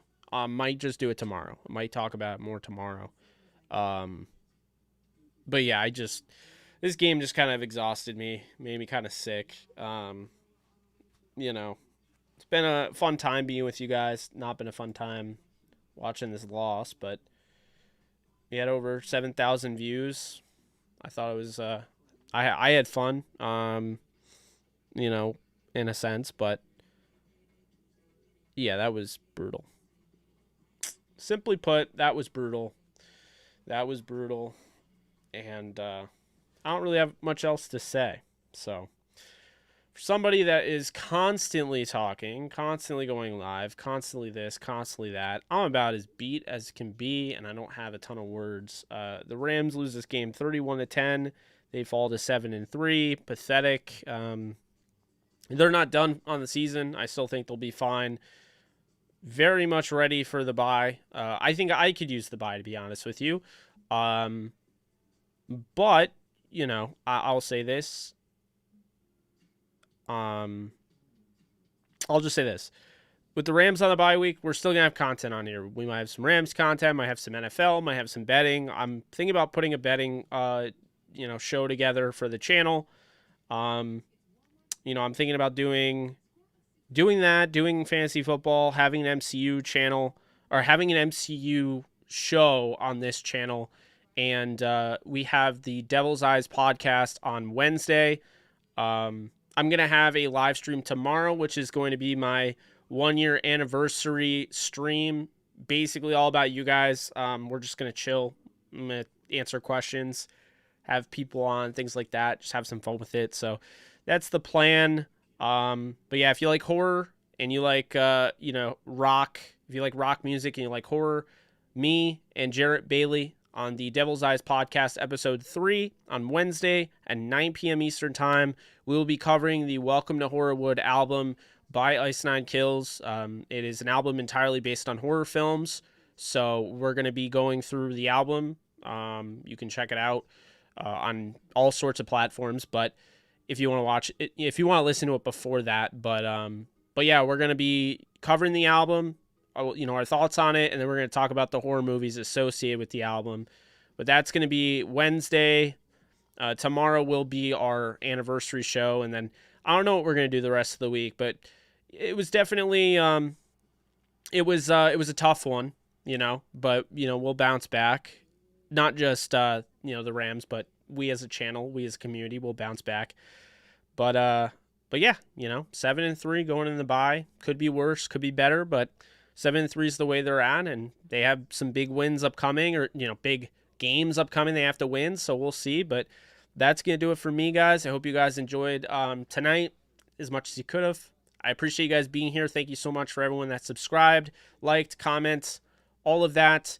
I will see you guys soon. You guys take care.